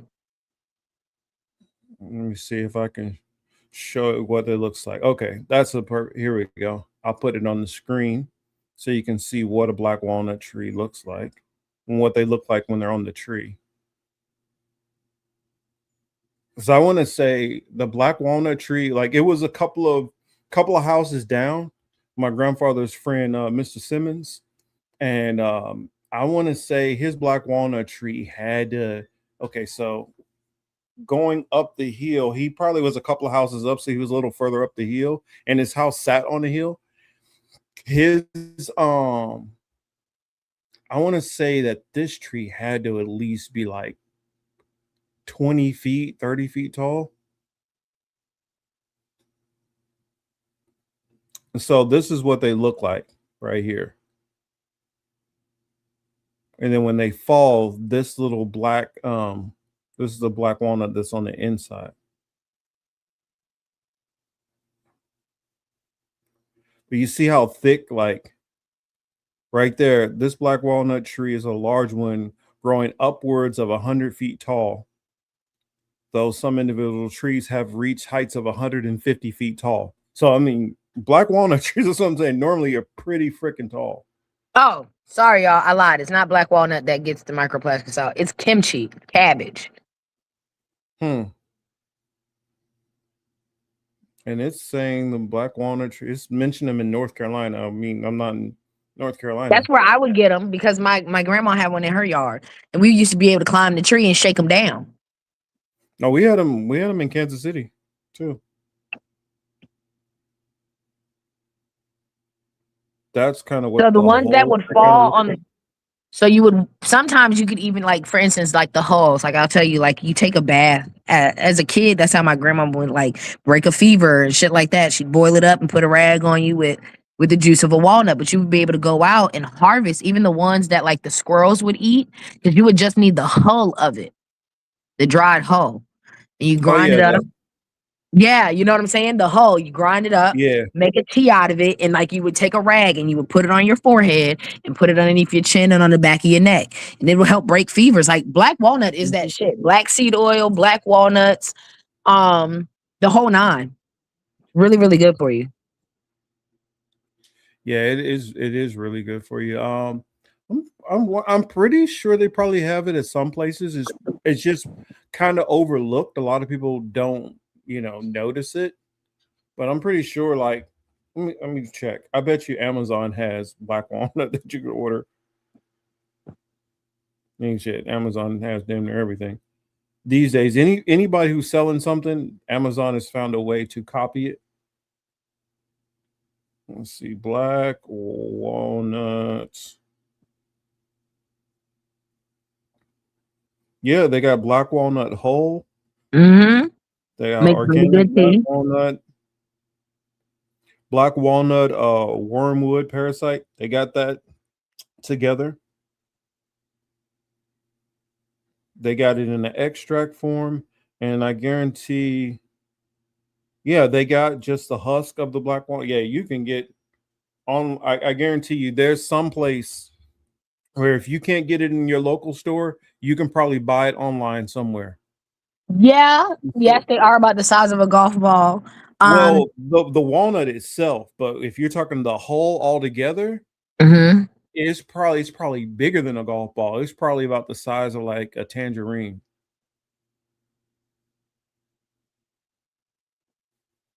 Because I remember seeing those suckers fall off the tree. Night, So Jackie. Take night, care. night. All right, yeah. Make sure to check in towards the end. I think you're going to hear the Michael Jackson stuff. So just remember, you were about an hour and 17 minutes in. And yes, we are talking about tick remedies and different means in which you can just prepare yourselves for this like uptick on ticks, LOL. As well as I just know the citronella and stuff is another one, and you can get that in most of your like a Lowe's or a Home Depot or wherever. I know in their nurseries you can get like the citronella. You can get some of those other things that are really good that can help you. I would definitely advise buying the citronella plant over buying any kind of citronella oil. and then my thing is, if a woman of the night or any person that has probably lived within the 40s, 50s, or 60s, they will explain to you where it is best to put perfumes and things like in your arm, in the crease of your elbow, behind your knee, etc. When it comes to putting on like essential oils to things before going out in public, if you're trying to just prepare yourself for ticks, put it on your fucking socks, bro. Ticks crawl from the ground up. Once they get past your shoestrings, them motherfuckers might jump off. But like, if you get the oil or you do the oil remedies or whatever have you, put it on your shoes, put it on your socks, things of that nature. If you know you're going to go in wooded areas, make sure you tie your pants and your socks, and then tie your lace your boots up and stuff. Honestly, the best places is between your toes and on your ankles. And the reason why I say between your toes and your ankles, around ankles is the area that they're going to jump to. When you start walking, if you put it between your toes, as you start to release sweat, it's going to push those scents out. Mm-hmm. And so you want that hovering right around the lower part of your leg, because ticks don't jump very high. It's not like a tick is jumping from the ground up to your thigh. It's jumping on your leg and crawling. Or if it's already on something, it'll jump from that. But they normally attack you from low. Yep. So And that's yes, where I would say. Cam, I hope your name is Cammy. I don't know. Yes, you're absolutely right. Black walnut tincture is good for parasite cleanses. It's an expellent. That's the best way I can describe it. It's an expellent. You know what I'm cake. saying? Oh, that's a shawarma cake. Shawarma cake. Oh, hey, shawarma. So yeah, it's an expellent. So the way that just the same way that I said, you take a bath in it and it starts to pull out the nasty toxins. The same way that it works on the inside parts. I really wish I knew about it before I got my thyroid taken out, because had I incorporated black walnut into my diet early on in the game when I first started hearing about my thyroid being weird, I probably could have caught it early in the game, and I probably would have still had my thyroid to this day. You know what I'm saying? Actually, I But pronounced it a little bit off. It's kama shawarma cake. Oh, got it. There you go. I finally got it right. Kate, just Kate. Okay, Kate, I can do that. Always get tongue tied with it. But yes, it's Kate. But yeah, make sure to get into all your natural remedies. These are the things which have been working for generation and ages, and especially later on when we get to the whole Michael Jackson subject. Try your best to avoid these medications as much as you can. I know some things are going to be inevitable in some cases, but just try your best to avoid them if it's possible. And if you're deciding to buy any tinctures and things of that nature online, I will tell you, before even going to Amazon, go to Etsy and find a private seller, talk to that person, see exactly how they make their tinctures, and buy it from a seller, a personal seller. Okay. Another one Just you can throw go that to, out there. you can ask on Reddit too for recipes and stuff. Yes, you know what I'm saying. Try to just ask the weirdos on the internet. It's like us, okay? Yeah, I mean, trust me, there is somebody who's deep into it, oh, my grandmother's been making it for. Trust me, there's somebody out there. Oh, perfect example, man. That's the person we need to get a hold of. Mariah. Sorry, I don't know why I said Mariah, but Mariah. We're gonna say Mariah. Mariah, yeah. If I don't Mariah know it, would. Mariah knows it. I promise you. Yeah, that would be somebody who would definitely be a good person to reach out to and trying to figure out some of these things. She definitely knows a lot about holistic remedies. Anytime, Thomas. You can hit me up anytime, Thomas. I got you. He said he needed a medicine woman. I'm Sorry. definitely I'm sorry so while that played. Oh, that reminded me. Good thing I did accidentally click on that. Quick thing I wanted to throw out there. Did you hear what's going on with Ray J now? Oh, he's sick as fuck. No, after the knockout. No, what's happening? The FBI might be looking into them. Oh, from staging that shit? Yeah, that's a big deal. Trying to fix a fight with gambling involved. Oh hell. Yeah. Him and Aiden Ross. Well, Aiden Ross probably will get like a fine or whatever. But if it turns out that Ray J and Superhot did try to fix that fight, yikes on bikes. they might be going to jail. That's all I'm saying. Yikes on bikes. Speaking of another crooked thing, did you hear about I was meaning to bring this up last week, but I don't think I brought this up. Cars for kids. Have you heard about what's going on with that? They're right now, a judge came down with hitting them with fraud and false advertisement. Really? Yes. Oh, wait a minute. I think I did bring up this story, but yeah, cars for kids. They've been pushing themselves as if they just help kids in general. But yeah, there it is. A core lord said it right there. They're helping kids in a particular country. Oh my God. Well, that goes into the explosion, obviously, but god damn, man, they get everything. Damn. Yep. We can't have shit. I didn't remember if I brought it up or not, but I definitely wanted to make sure. Oh yeah. Cars for kids. Yeah, they Hey, Digo. That's my boy. What up, Digo? You damn right, the little hat scammers, the little coin clipping bitches. and oh, if you see like the little image that they had, it did not help. It did not help. They had a bunch of the kids little kids with the curly cubes on the side, Mhm. sitting there next to a big like mascot dollar sign or something. That's It was ridiculous. like a $5 bill or something like that. And they've been pumping that shit out across the country just to help one group of particular kids. Yeah, I definitely mess with Antonio Talks. I definitely mess with Antonio Talks. He I don't know, for a young kid, he's I definitely think he's out there doing good work. But it is funny sometimes listening to Antonio Talks and some of the other streamers that are similar to him. What's another one like Jew Almighty and stuff, because I can tell the little age gap. I can tell the age gap that we have. Because certain things I can tell just culturally have changed, especially when he was talking about black nerds back in the day and like how black nerds thing is cool now and stuff. I'm like, yeah, you don't know what it was like when I was in school. It definitely wasn't cool. Yeah, being a nerd was not the bee's knees. That shit sucked. The fuck? Listen.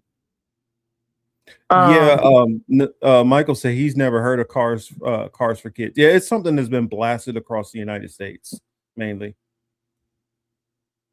Yes, he did. They did do a collab the other day.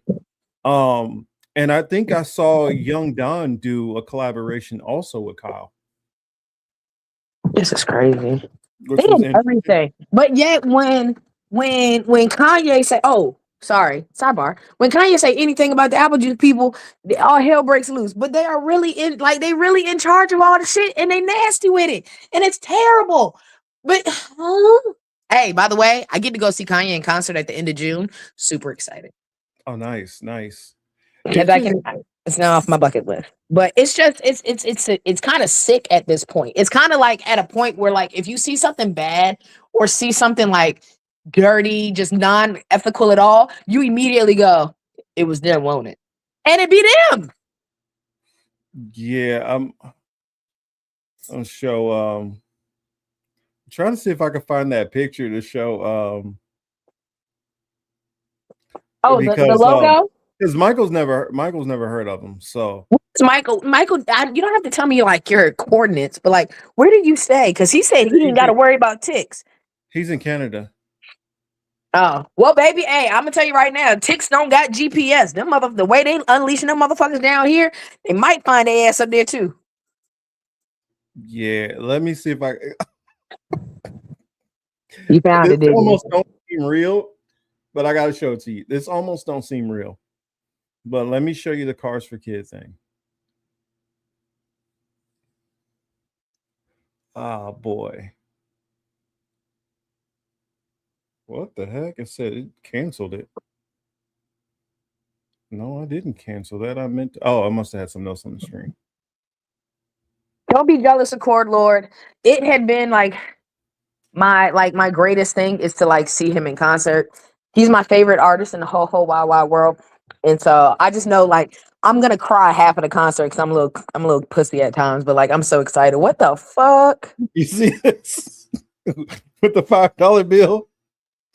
Oh, Jesus Christ. I was like, wow. Yeah, Judge ruled on them. I'm like, why? See, and you gonna go after old girl for talking about all about the Benjamins, and you do shit like this. Come on, man.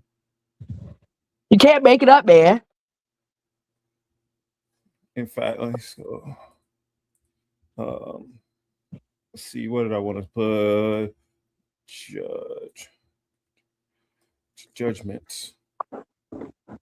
Let's go to that. And yes, for misleading ads. Let's see. They won't give me no cars to no kids. No. A California Superior Court judge ruled that Cars for Kids violated state false advertising law. The court banned their famous jingle from being broadcasted unless the ads explicitly disclose their religious affiliation and where the funds actually go, as the charity was found to be misleading by omission. Oh, so guilty by omission. Yeah, they weren't telling people what they were actually doing, or that they had a religious affiliation with their group. They weren't telling people that they were, you know, apple juice. Yeah, that they were Zios. They were not telling anybody that. Hmm. And that the money was going to, like, I'm just telling you, Michael, you're lucky you didn't have to hear about them, because I remember I really didn't listen to commercials and stuff very much, but when I got here to California, I was like hearing the radio and like, because they would like in our office they would listen to like sportscasts, or they would have the radio playing, and I'm telling you, probably 4 times an hour you would hear that Cars for Kids jingle. So I mean, do the math. 4 times an hour times 8 hours times a week, 40 hours a week. Hey. And do that through a month. How many times do you think I was hearing that freaking jingle? I mean, it's abusive how much they play that damn song. And it gets drilled into everybody's head. Sorry about that. That's what I get for hitting too many damn buttons. So I just quick.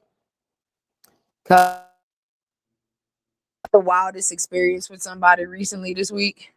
Mm-hmm.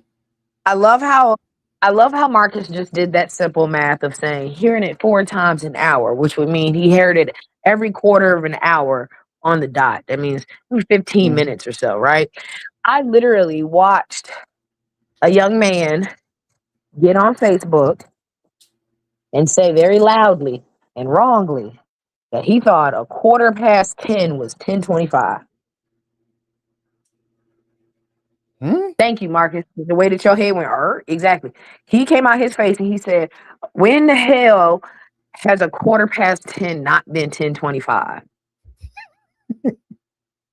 And I just shook my head because that let me know our youth is hurting. Oh, this younger generation. I know he got. Please tell me they were younger. They were 20. They're 20.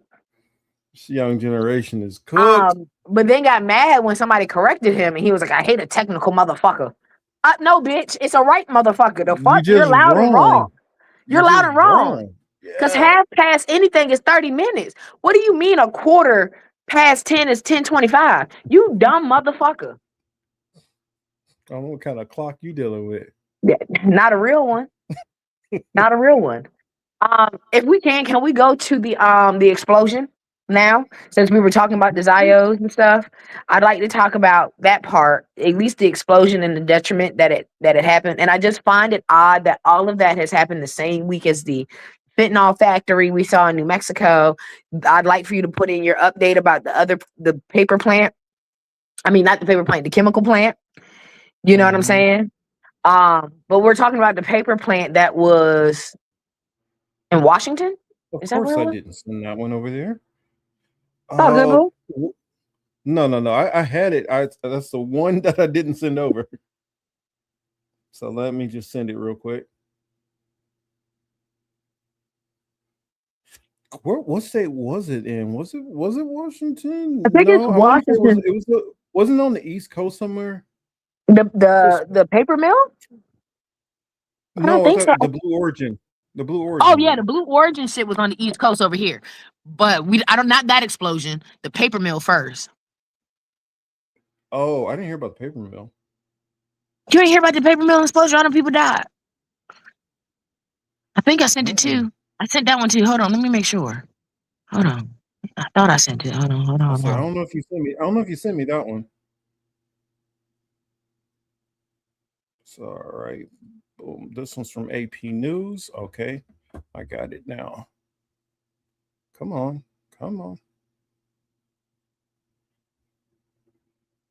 The one that came from the Today Show. The one right above AP News. That link.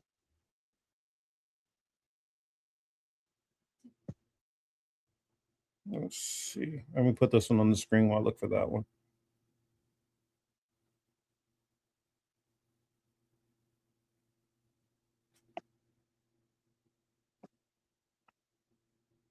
All right, there we go. I don't know why I don't just have it and send it in the chat. That's dumb. That's me, y'all. Sometimes I don't have all the brains. Oh, okay. Oh, yeah. You could have sent it to me that way. Yeah. Yeah. Okay. Crazy me. Blue Origin investigates rocket. Oh, that's why I thought. I don't know why I was thinking that they were saying that it was connected to the same story. My eyes, rushing quickly. You But I'll good? go ahead and read this one quick. Blue Origin investigated rocket explosion as public is warned about the possible wreckage washing ashore. Look, I think they were. I think it was an image of this one. Come on, non-essential. See if it'll let me click on that image because it was a fiery explosion. Mm-hmm.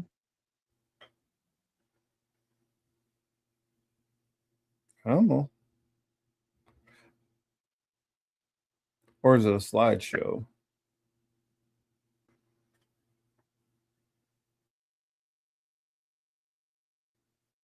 That shit looked like an atomic bomb going off, man.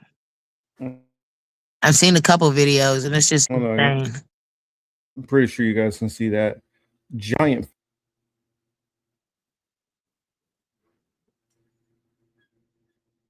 No, it doesn't want to. Oh, look at that plume, y'all. Doesn't want to respond. Behave. That other one while I'm at it.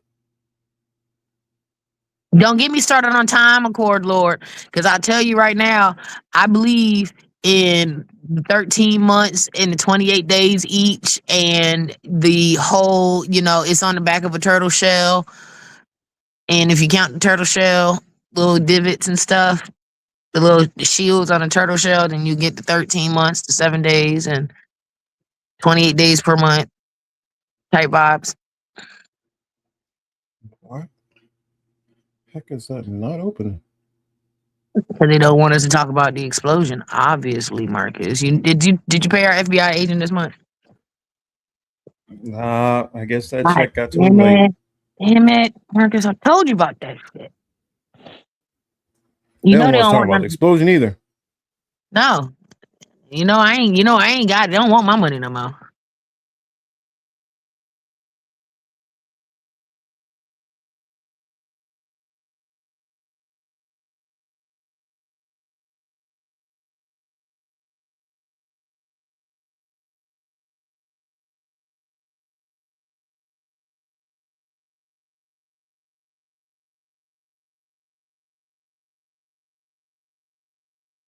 Tariq Nasheed can't enter the UK.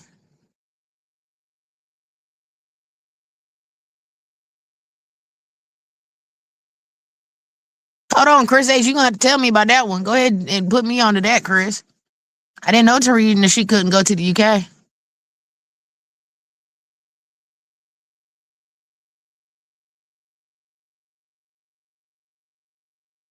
Damn, it don't want us to be great.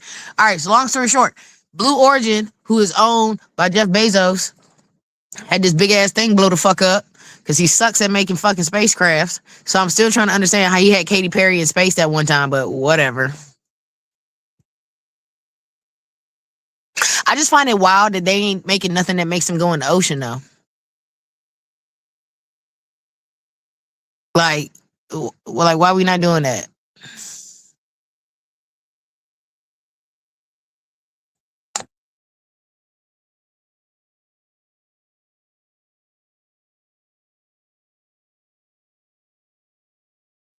I got excited. I thought it was gonna play. So anyway, long story short, Jeff Bezos, his company is Blue Origin, as Elon's company is, what the fuck is it? Whatever Link, whatever it's called, or whatever, spaceship Elon uses. They were testing this motherfucker and was like, okay, we're gonna send this bitch to the space, to space. And it blew up. Straight up blew up before it could even make it like off the ground. And I'm talking about that thing blew up on some atomic bomb type shit. Now, I know a couple years ago when I did my or maybe earlier this year, when I did my prediction of what the year is going to have, I literally said and stated that I feel like there's going to be an influx on biological warfare or a lot more things that happen on our soil that people aren't going to immediately view it as thank you SpaceX, they're not going to immediately view it as an intense or a direct hit from another country or anything. But I don't even think another country is really going to fuck with us. I be thinking that a lot of these motherfuckers are sleeper agents or just double agents working for other countries and just blowing our shit up over here any fucking way. I'm really feeling it right now because there has been an influx of major explosions that happened just this week alone. And to put something out, you need to use water. And yet we're having a drought in certain areas of our country already because the snow caps did not fulfill themselves this year. So the water did not melt. The Colorado River is drying up. Shit is dry as a fucking bone. It's even a drought in Virginia right now. We just had 7 days of fucking rain. And where the fuck is the water going? You get what I'm saying? Like, you're telling me we don't have enough water to even put out wildfires that we're having. We're having an influx of explosions. So you need to keep taking a lot of our water to go put these fucking things out. But y'all are trying to build these data centers that needs to use all this water up in the first place. That's fucking crazy to me. Can you hear me? Yes. Okay, now I don't know what the heck happened. It did not want me to play that story. Told you. It did not want me to play that one. It's going out in SpaceX of all things. And then the crazy part is this isn't even like on my laptop, on my phone. It's not letting me open that story. They don't want you to talk about it, bro. Jeff Bezos runs the internet. God. You know how many servers are ran by Amazon? Finally, after like the 15th time, I finally got it to open. I'm trying to tell you, bro. Amazon owns most of the servers that are in Virginia are ran by Amazon. That's crazy. I couldn't get the Amazon open. Let's see. Now I got the tanks when I was finally able to send. And then all of a sudden my audio went out too. I'm like, what the fuck is going on? Because I can hear you perfectly fine, but I was just talking and I was trying to add into the discussion. Was it going nowhere? Sorry, Marcus. What were you saying? I'm sorry. I would love to hear your point of view on this because I'm at my wit's end with it because I at this point in time I feel like it's an inside job now. I feel like the call is coming from inside the house, y'all. Well, what I think it is what happens when you have these companies that are backed up by money. Think about it. These companies, when they used to be more in government hands, you had all of this oversight. Now, granted, it took forever to get anything done. But when you had all this oversight, you actually had real scientists who were dealing with, the actual properties and how this stuff is actually done. Instead of a billionaire that's like, I don't give a fuck, just get it done. When you get rid of that dynamic, then things are more likely to go properly. And when you're dealing with somebody who's an engineer or a scientist who's worked their way up to running the program, when his people come to him and says, sir, the blah, blah, blah, blah, blah is not connecting to the da, da, da, da, it's going to cause for a problem in this and not the proper. He's like, oh, crap, that's a big problem. Yeah, well, maybe we should hold this off and you go do this and you go do that. And we get somebody in here to repair this. Instead of a billionaire who doesn't know how to run any of this shit, he just says, I don't give a fuck, get it done. I mean, think about it. We see it in every one of these damn movies, and these movies are telling you the truth when you see it. I mean, you can think of like Planet of the Apes, for instance. I don't care. The board wants it done by this time. Hurry up and get it done. A Christmas Carol. Scrooge was a motherfucking tyrant. All the time. When you get in private hands, they're only worried about the board. They're worried about stock prices. I need to get this launch off. But what you fucking get it done. And when you tell people to get it done, corners get cut. And what happens is a good chunk of the time y'all get away with it. But when you don't get away with it, you have shit like this happening. Mm-hmm. Got the Blue Origin explosion, the paper mill explosion, the chemical plant that's going down. Oh yeah, the tie-in to the chemical plant. That one is very similar to what happened out here, and it's the same chemicals. Right. Now, the one thing which I don't know if anybody's heard about the whole thing that was going on out here in California and the one that was happening out there. Where was the other one at? Did you That was say? in Washington. That was in, I In think that was in Washington. Washington State. Yeah. Washington State. Okay, so both of them were on the West Coast. Do you know what In they were drought working on? states, bro. Here, don't spoil it for them, Teal. Do y'all want to know what they were working for? Because you guys know that they were a defense contractor, right? Mm. Do y'all have a clue what they were working on? Because I'll tell you, part of what led to this is they were rushing something. What up, cuz? They were rushing something. Just throw some wild guesses out there. What do you think that they were rushing that led to these leaks in the chemical plants? These two chemical plants, both dealing with defense. Come on, I want to hear some guesses. I know y'all can start putting some stuff together. What do y'all think that they could have been working on? That's a good guess. New atomic bomb, but no, that's not what they were doing. That I imagine they'll probably be doing that in Arizona. That'll be coming. We'll probably see some of that stuff happening. Close. Does have to do with ammunition. Dark Eagle hypersonic. You're getting even closer. Very, very close. Think F. F.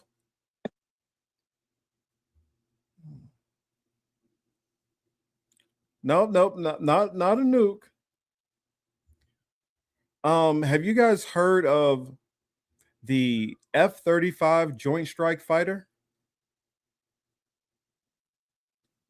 Patriots, that would have been a good guess, but have you guys heard of the F-35 Joint Strike Fighter?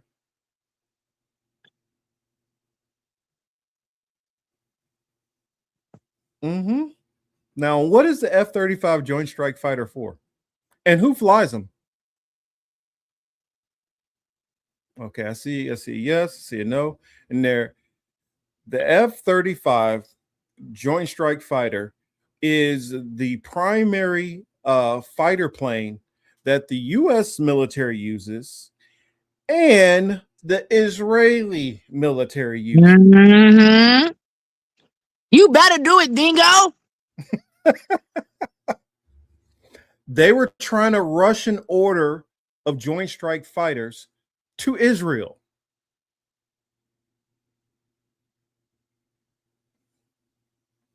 Now, one thing which kind of blew my mind about it when I found out, probably about maybe a year or so ago, when I found out that Israel was flying, that they had some F-35s also, I said, hold on, wait a minute. Something don't sound right here. And I'm gonna explain what's weird to me about that. Whenever we come out with our next gen equipment, whatever that may be, a weapon system, fighter planes, helos, whatever that might be, we normally don't even sell that to our allies. We'll give them the last gen stuff. So if we sold them some F-14s, some F-16s, some F-18s, these are different types of planes, by the way.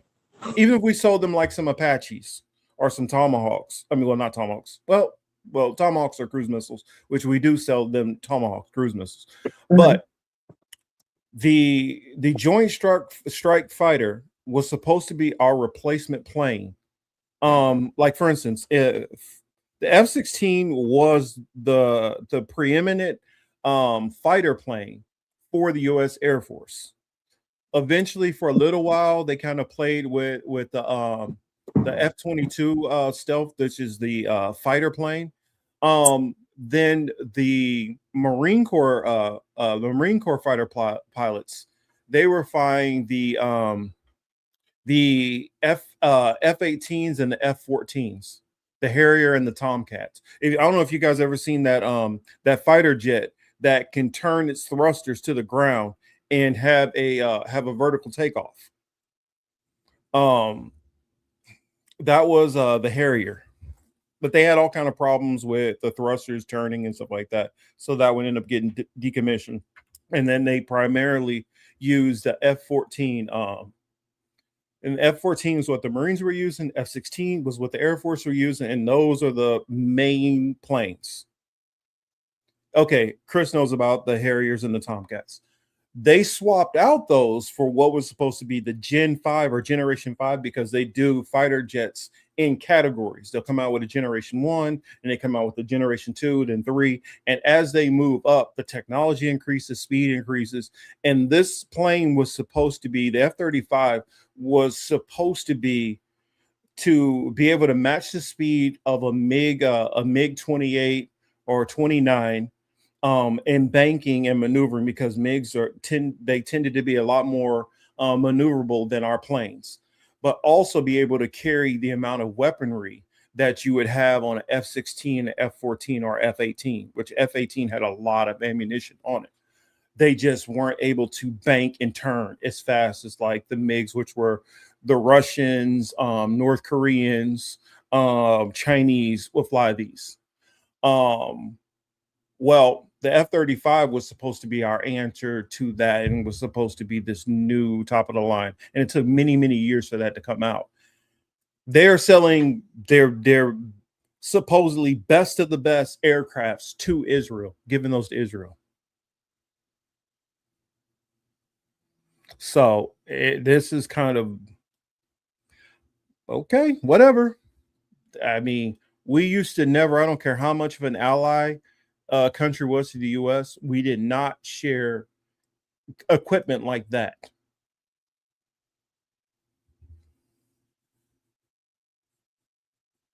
So this is interesting.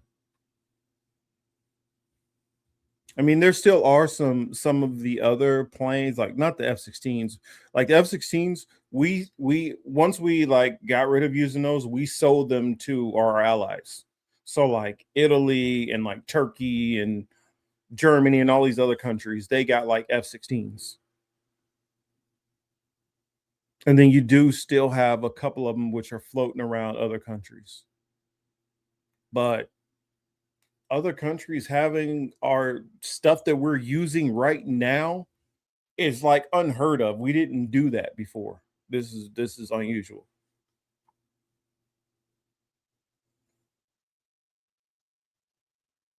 Yeah, I used to a lot. Oh, really? That's interesting, Accord Lord. Very interesting.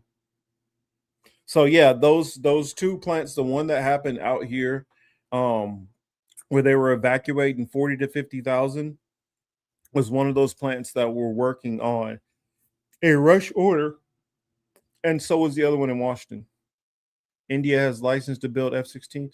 Well, they can have license to build the F-16s, but the avionics parts of it, all that stuff, we well, the military doesn't allow that side of it. They hold the avionics. But they'll allow you to build like the body of it and the thrusters and all that. But that's what I'm saying. They're giving Israel basically everything. Yeah, that's what I'm saying. We never gave them the newest avionics. And for those who don't know what I'm talking about, avionics is the computer in the brain that operates these planes.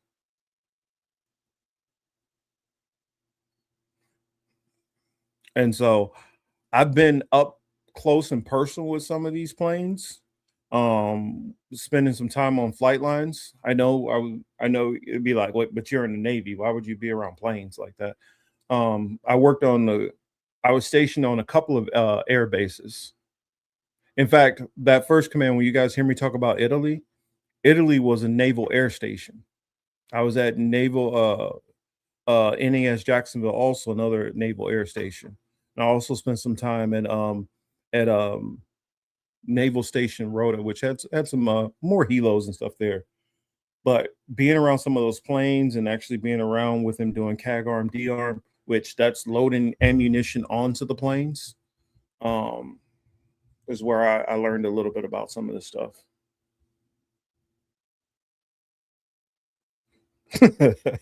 I thought we were running out of precious earth metal needed for the front face. That's what they say, but proofs in the pudding. They always find a way to come up with the stuff when they need it. Hey, Ruby, it's good to see you. Ruby says, "Hi, Marcus and everyone. It's been a while. Nice to see you. Crazy, scary. The things to combine American Israel military. Yeah, where's that? I look at it as Israel is one of the most technologically advanced countries in the world. They're also known for their hacking. So if it ever got to a point where they decided that they wanted to aid in taking on the United States and harming the United States, you just gave them a perfect blueprint to come in and hack our planes. And I'll give you a perfect example why that's a very dangerous thing to do. Say, for instance, let's speak in this hypothetical. This crazy new Israeli leader, not that Israel has crazy leaders. This crazy leader comes into power and he decides, I want to attack America directly. I need you guys to put in a bug system into the F-35s, something that we can scramble out to their communications or whatever, some kind of virus that we can upload and attack those planes. Well, if they do that, the F-35s are the primary planes that would hop in the air if there was a threat on the White House. I believe F-14s are there also as backup. But if those F-35s don't get up because there's some kind of an issue and they decide to come straight in and those 14s don't get there fast enough, they can have a free shot at the White House, which I know people are saying, hey, Trump's in there going ahead. But what I'm saying, just in general, as a country, you don't want it to be an easy path to taking out any of your major areas. That's just not a good look. Sorry, you back too? Yes, I am. Sorry about that. All right, so yeah, I laid out my info on that one. Sorry. Oh, I definitely agree, Ruby. I definitely agree. I'm just being a little facetious when I'm acting like if you know. Oh yeah. Which topic?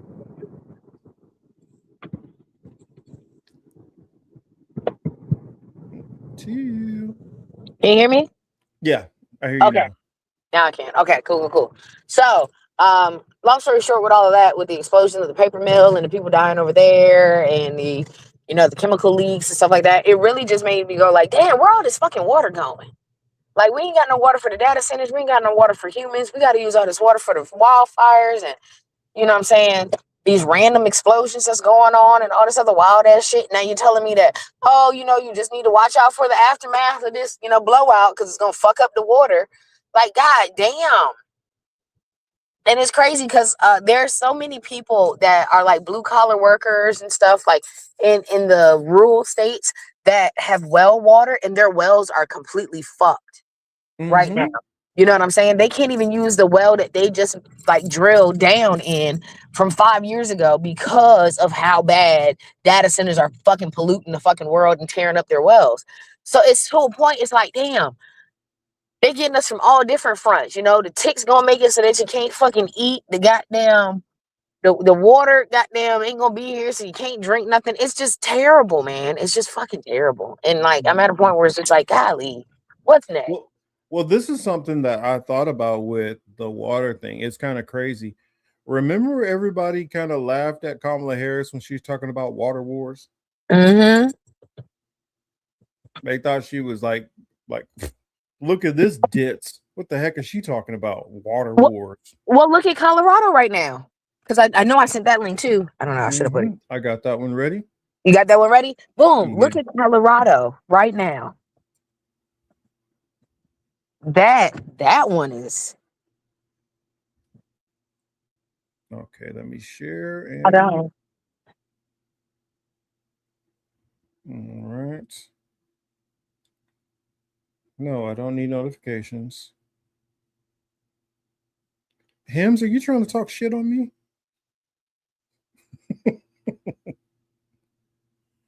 Say, are your Denver neighbors wasting water during the drought? Here's how to report them.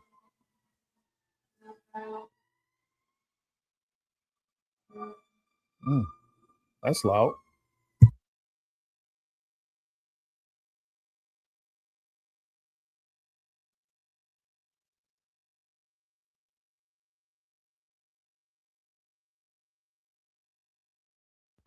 Sorry, I just needed to mute up a little bit while that fire truck went by. It was really loud. It says, under Denver's water stage 1 drought restrictions, residents are supposed to limit their outdoor watering to only twice per week, along with other restrictions. So what happens if someone violates those rules? The utility has set up a report water waste page for people to alert Denver Water of any usage that's outside of those limits. I imagine, let me see, Till, you there? I imagine that she brought this up not because of the reporting people, but more so because of the drought. Like she was saying earlier, that the mountaintops out there in the Rockies have not been depositing. That is leading to this drought situation. So it didn't snow. We ain't got no snow caps. Let's see. The water is not doing what it needs to be doing. I hear that. Oh, I think I hear. It's a mess. And on top of that, if you have that drought situation going on in the Colorado area, eventually that's going to start affecting the West Coast, because believe it or not, there are definitely states on the West Coast that count on at least a portion of their water coming from, the Colorado River. And the Colorado River is kept full by the ice that melts from the snow caps of the Rockies. You good, Lord? What was that? Sorry, I'm in the store. I'm getting ice cream at the time, but I wanted to build on the fact that you said that I've been wanting ice cream. I should have got it before I went in the house. I want to build off the fact that they've been talking about that, like, pretty much drying up even before I left. And I left 4 or 5 years ago, and like about 5 years ago when I moved, 4 years ago when I moved to Vegas, that's when they were like, oh no, it's drying up, what the hell is that thing called, where all the mob bosses was dropping the bodies off, because they started finding bodies in barrels in Vegas because it was drought, you know what I'm saying, and the Colorado River was drying up. So then I just started paying attention to it, and now you have it. No. Where is it? What lake is it where the mob was dropping them bodies off? Shoot, I can't think of it right now. But anyway, that's one of the main deposits in Vegas that the Colorado River deposits into. And once they started being able to find old bodies from like old mob crimes and stuff, I was like, ooh, let me start paying attention to this. And sure enough, this is the same drought that we're dealing with now, where Colorado is having to like do water restrictions. And like, I know everybody's like, oh, okay, so they can't, they can't do their floor. I mean, they can't do their grass or whatever have you. It's way deeper than that. You know what I'm saying? Once they start doing water restrictions and certain counties have different water rights as others, this is the fuel that's going to start a war between neighbors. You know what I'm saying? This is going to really bring the nasty out of people. I don't know about the part in Colorado where the mobsters were at, but I do know that No, in the Vegas, the water one in that wasn't Vegas. coming down from the Colorado River, the one in Vegas, Lake Charles. Thank you, Lake Charles. Yes, Lake Charles had bodies popping up left and right Mm-hmm. because of what happened with the Yep. lack of Yep. water from the Colorado River. And so that's when it started about 4 years ago when they were like, damn, Lake Charles is, you know what I'm saying, drying up, XYZ, da da da da da. And I was like, damn, that's kind of crazy. Why would we care about that? You know, now I'm like, damn, we really should have been caring about that. Because I remember going to Lake Charles when I was like the first time, probably about maybe 11. And I remember it was kind of like almost like a little small lake. It was like almost it was real small. And then the next time we came back when I was probably about like 12 or 13, it was like nice and plentiful, like a nice healthy river. And then when I was like 14 and went back, it had kind of receded back a little bit. But a couple of years ago, it like went down to like bone dry, nothing, and all kind of stuff was coming up. Shout out to Abby. Abby Do in the building. Hey, Abby. Yeah. But yeah, so it goes, it all plays Yeah, that's what Kate was talking in about on the one thing into springs. another. Because like Mm-hmm. if we don't have the water to actually like, you know, put out fires, why are we creating more fires? Not saying that it's purposeful, but like you never really know these days if it was or wasn't purposeful. You know what I'm saying? You can't really you can't really call it. Dingo's right too. Lake Mead was drying up also. Thank you. Yes. Both of them, All Lake these Charles and Lake Mead, amazing. they were finding bodies all over. It was Lake Mead. That's the one I was thinking of. Lake Mead. That one for sure. Because that was the one that had the most bodies and barrels. And I was like, damn, the mob was Well, yeah, busy. Huh? because Lake Charles kind of goes up and down, and Lake Mead normally it normally doesn't dry out. Like Lake Mead is definitely bigger than Lake Charles, And although they it have this didn't speed. used to be years back. Nah, and there's this huge ass speedboat that they kind of let Oh, just sit in it. Did you lose me? no, we're still there. I just wanted to Uh, say goodnight to Ruby and thank you for Night, dropping by, saying Ruby. hey to us. Much love.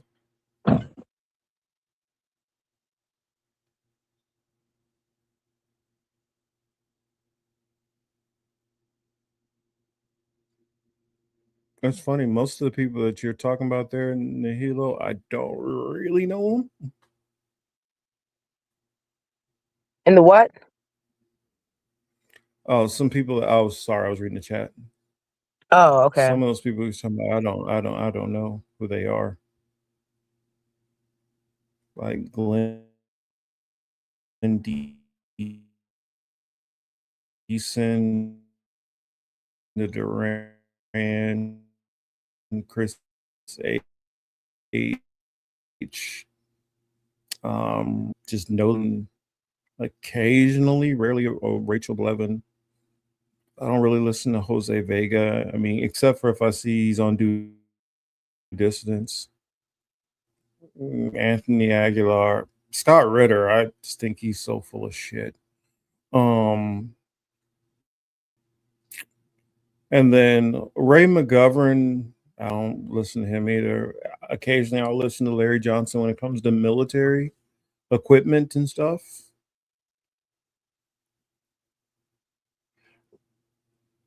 You don't like Hey, for all Garland of that, you trying to get on the or show? Because George you was Garland dropping stuff names, that you guys are and might be into? he has he's saying he putting together a full article. I think they should pop up on the show next Sunday. Yeah, I'm not as familiar with their politics, or like I'll see you put like the LaRoucheites and stuff, and I'm like, I don't really know much about all that. I don't I don't really know much about LaRoucheites and stuff. But I guess where I am, you don't run into any people who are really into all that. But yeah, I think long story short, this No, whole like like I've always water said, issue at hand is going to be way deeper than what everybody kind of thinks it is. Like, you know, immediate thoughts are like, yeah, drought and stuff like that. But like, It's going to be way deeper because, like I said, people calling neighbors, calling the police on your neighbor because they're watering their grass on the wrong day. You know what I'm saying? To drop something by 10 to 15% at a state hold, that's a lot. Like, a lot of people don't really, people think, oh, just 10% is small. No, that's not small potatoes. Trying to drop somebody's use of water by 10 to 15%, that's crazy. So, long story short, y'all need to start stocking up on shit. I don't know what the fuck's happening, but please start stocking up on shit.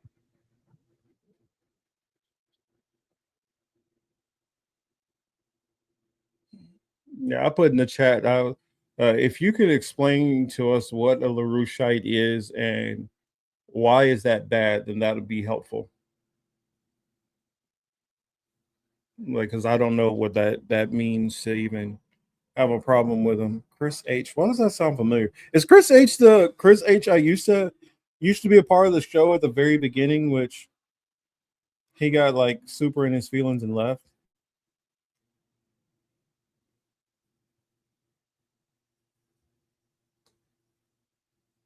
I don't know. You have to explain to put that in the chat or something what that means. I don't really know what it means to be a LaRoucheite or what they necessarily believe or don't believe. I don't know. But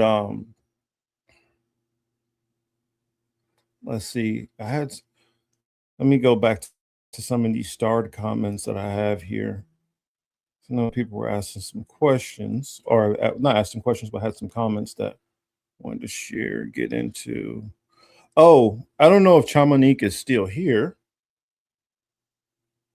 but she asked, what do I think about the rise in racism towards Indians? So much for model minority. Well, I mean, the more white nationalist side of the Republican Party is starting to rear their head more, and as they do that, they're going to start purging. They don't have no more room for the tokens. Tokens are getting spent right now. Now it's time for tokens to be spent. So that's what, and it's going to be the same. It's the same thing that you're going to start seeing with the Brandon Tatums. You're going to start seeing how many of them are like, we ain't got room for the Candace Owenses anymore. The Hodge twins, all of them. They're going to be done with all of them soon enough.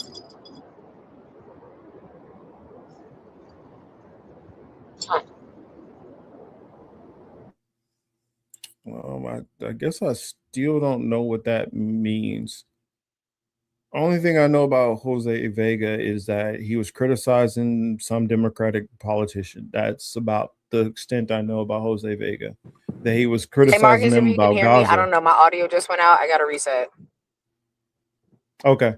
Yeah, all I know is that he's been criticizing people about their stance on Gaza. I don't know what that means, or LaRoucheite. Like what do they believe? I mean, so Lyndon LaRoucheite was a guy who went from Trotskyite to working with neo-Nazis and KKK. Just because you started working with different people, that doesn't mean that people will follow you, that they're going to do the same thing. And I think that's a little bit of a leap, just trying to be fair to these different people.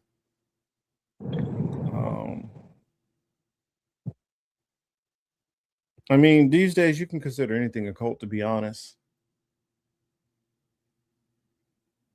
You can set up anything can be considered a cult. Hell, for the religious people out there, Paul in the Bible even said some can say what I believe is a cult. Cult's only bad when they're doing nefarious things. What are you talking about, Abby, when it comes to the Great Lake states, in reference to like the drought going on, or what they got going on? Yeah, to the drought. That's how we segue to something, and I was trying to just bring it on back in, just reel it on back in. Like, if they want to come on the show and talk about what they're talking about in the chat one day, by all means, I would love to hear them talk about it, but not this show. Sorry, we got other things to talk about. because I put this together. Thanks. So, drought. Niggas losing water. You know what I'm saying?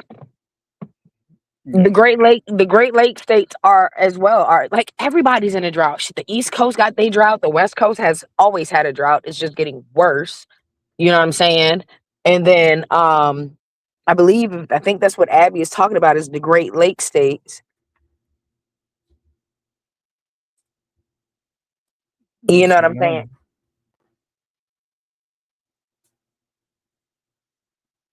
Is that what you mean, Abby, about the Great Lakes states in reference to the whole, like, the fact that we're all going to come to an end soon when it comes to this whole drought thing? Because, baby, it is no joke.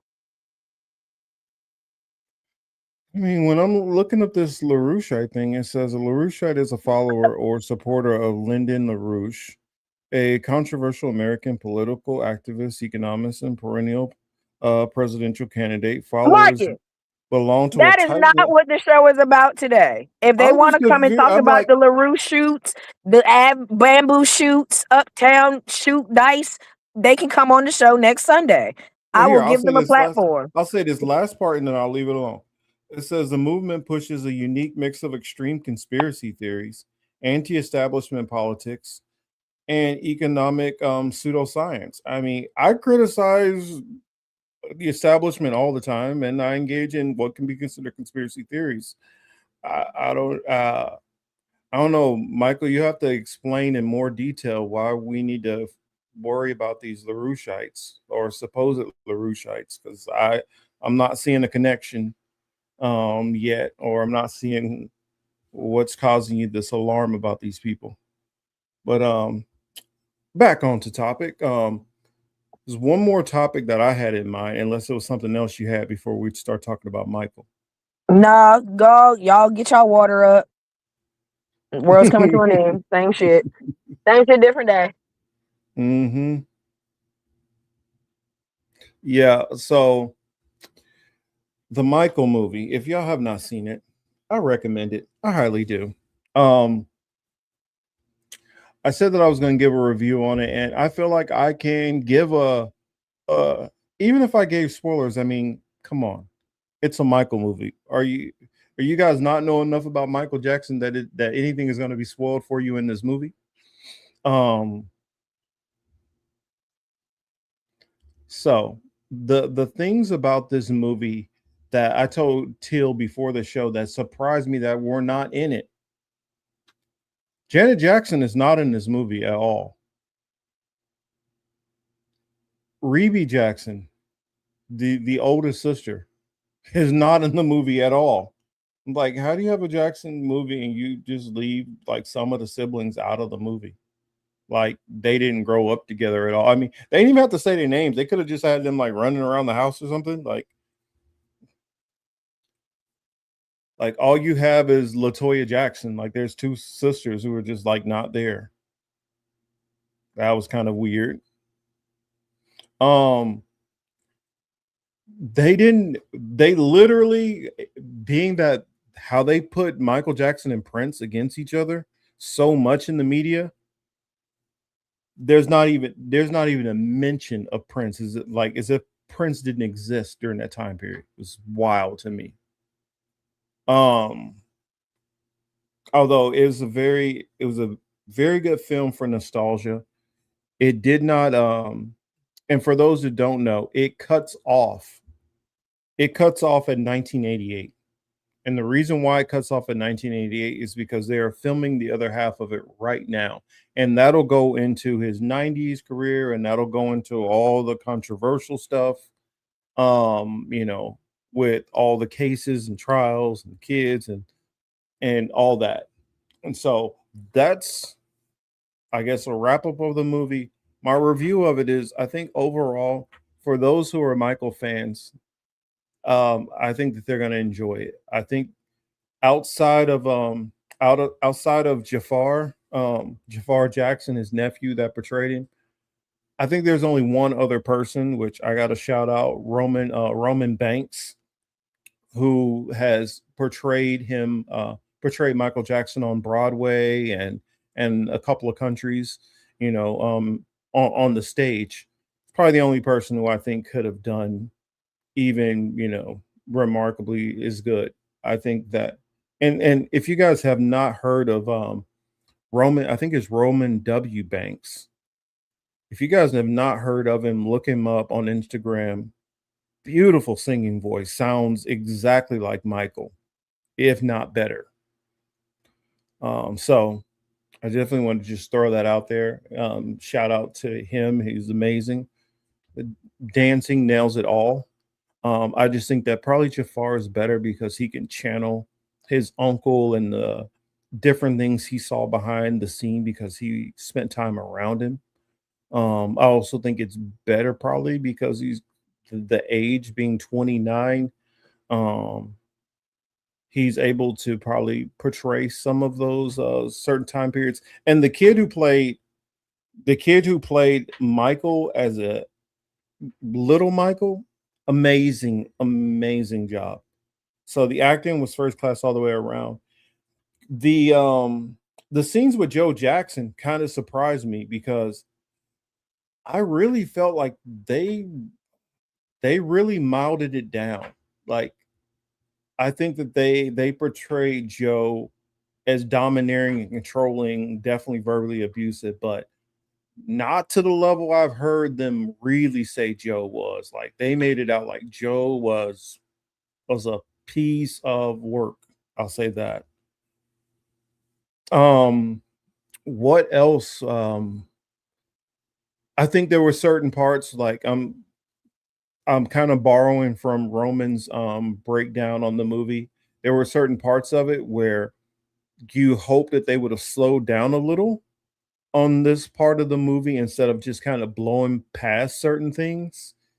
And then some things where I felt um I don't know, I felt like this movie they could have ran with a 3-hour runtime easy. And I don't think anybody would have been upset with him running with a 3-hour runtime and really flushing out more of the story. Um, just like I've heard other people say, I wish that it would have showed more of who Michael Jackson was, more of his personality, and gave us more of the stuff we didn't know about Michael or that you couldn't find out from Michael from a documentary.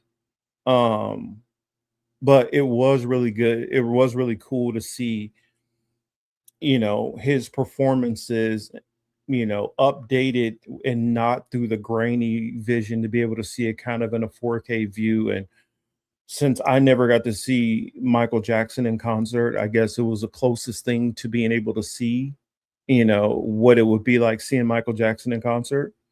Um, I definitely say it I didn't shed a tear, but it definitely had me choked up throughout the whole movie. Very emotional and nostalgic, definitely.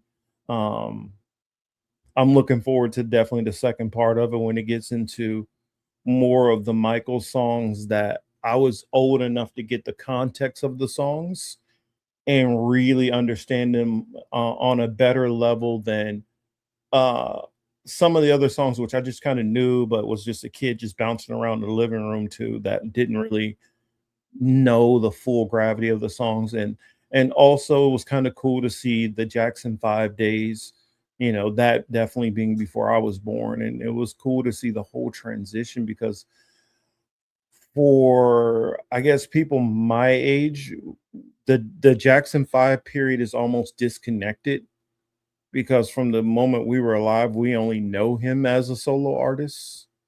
Um, except for listening to old songs. And so it's almost like we look at that as disconnected.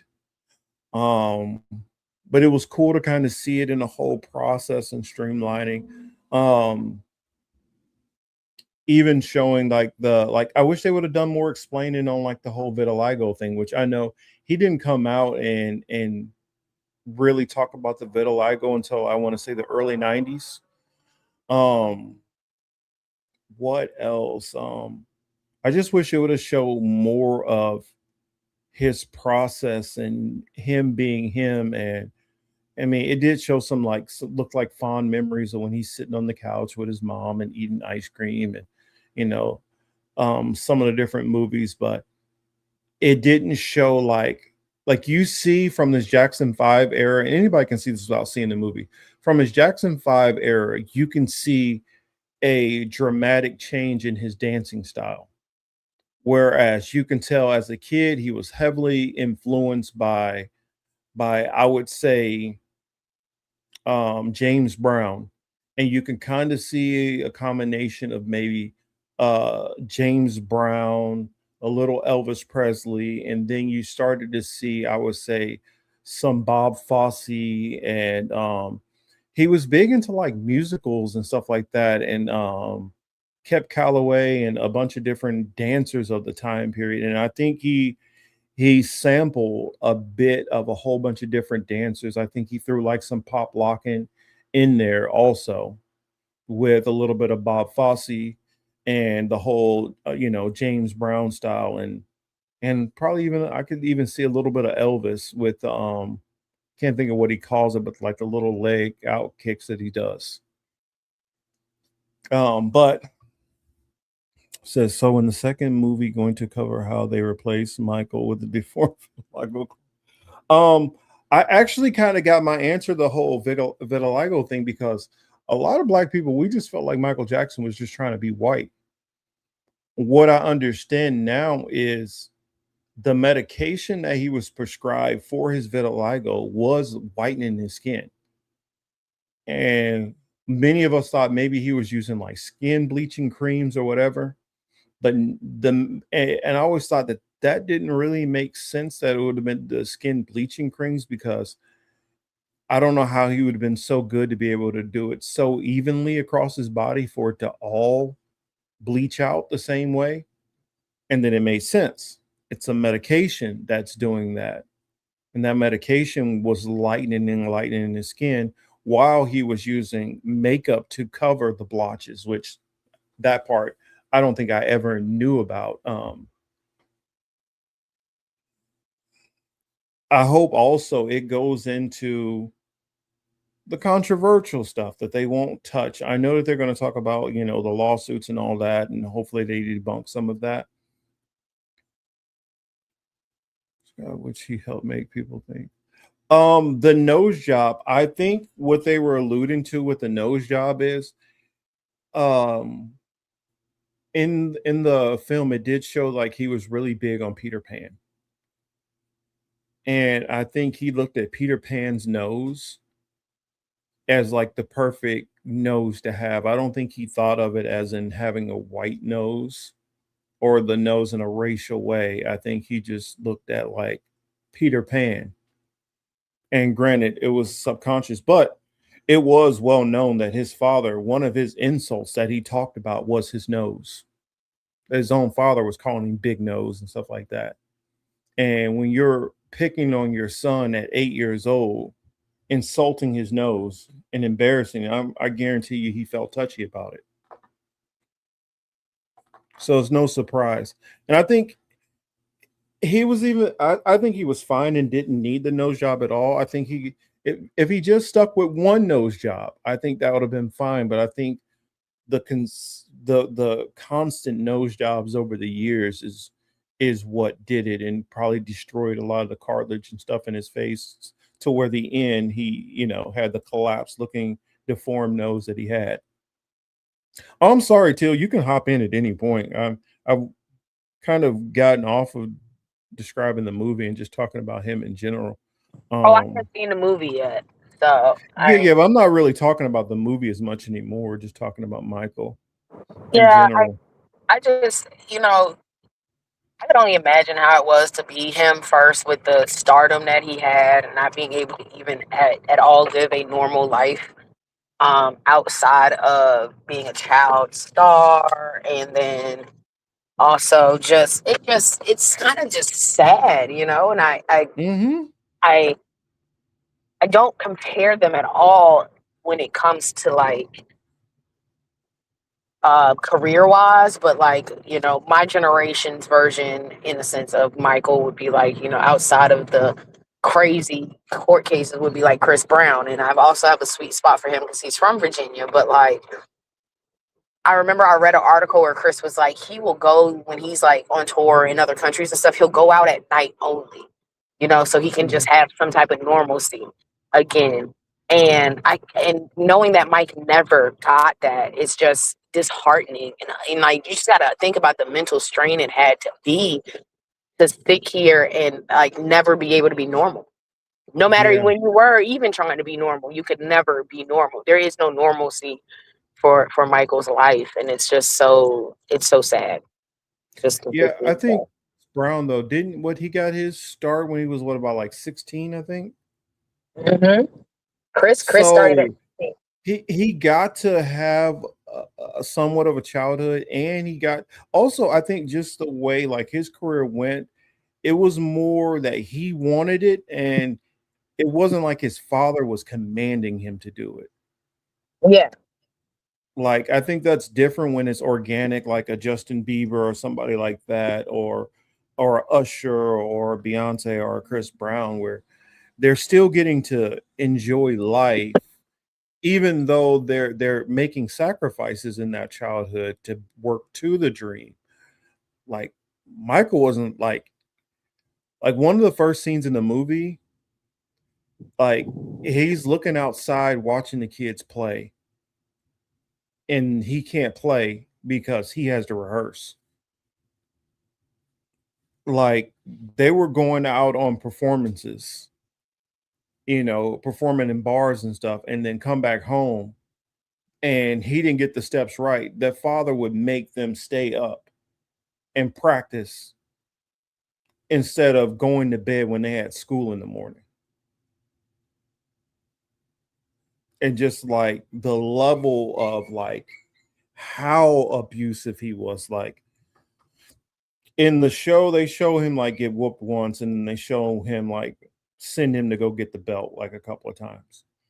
But like the accounts from like Michael's interviews when he talked about it, like he talked about like his father put whelps all over his body, whelps all over his face, like his he beat the hell out of them.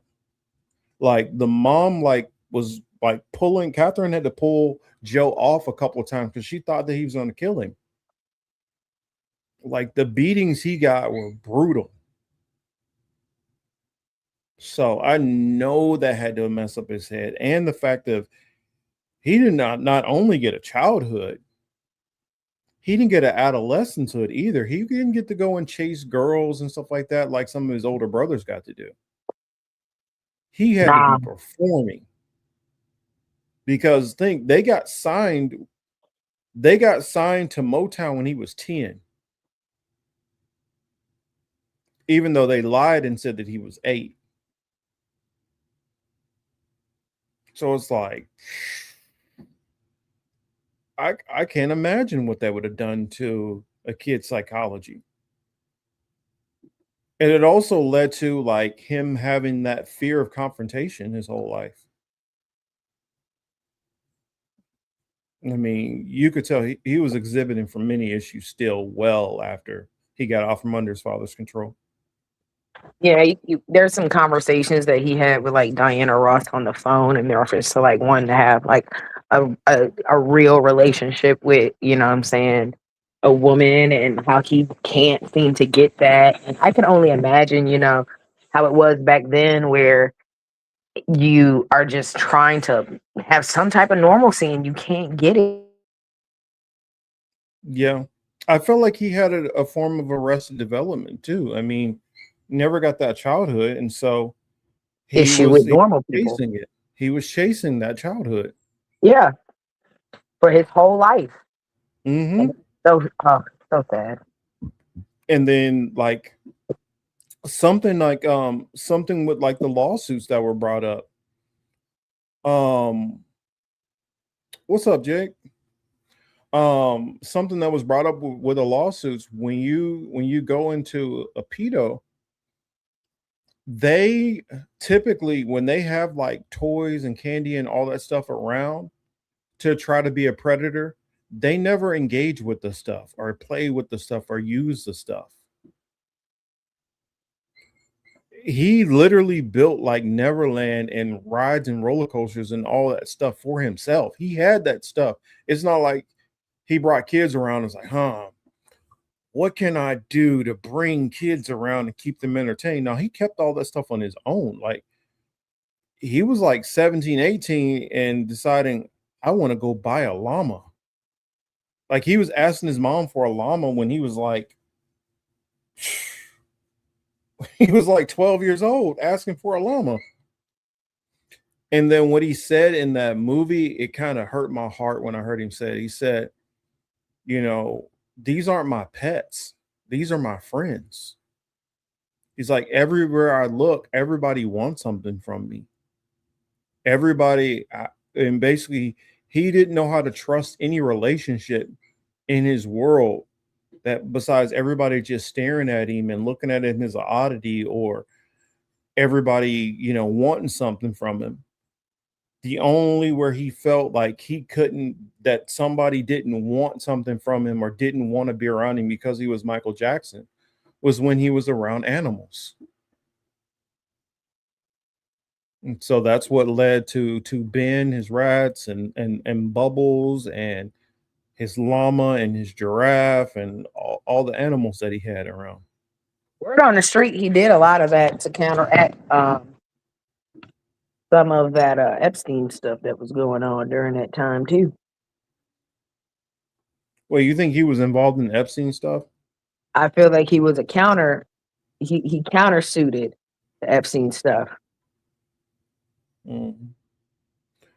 I mean, what I think more and more what happened with him is, and this goes back to let me put that, let me find that comments because somebody was covering it. Somebody put it in there. There we go.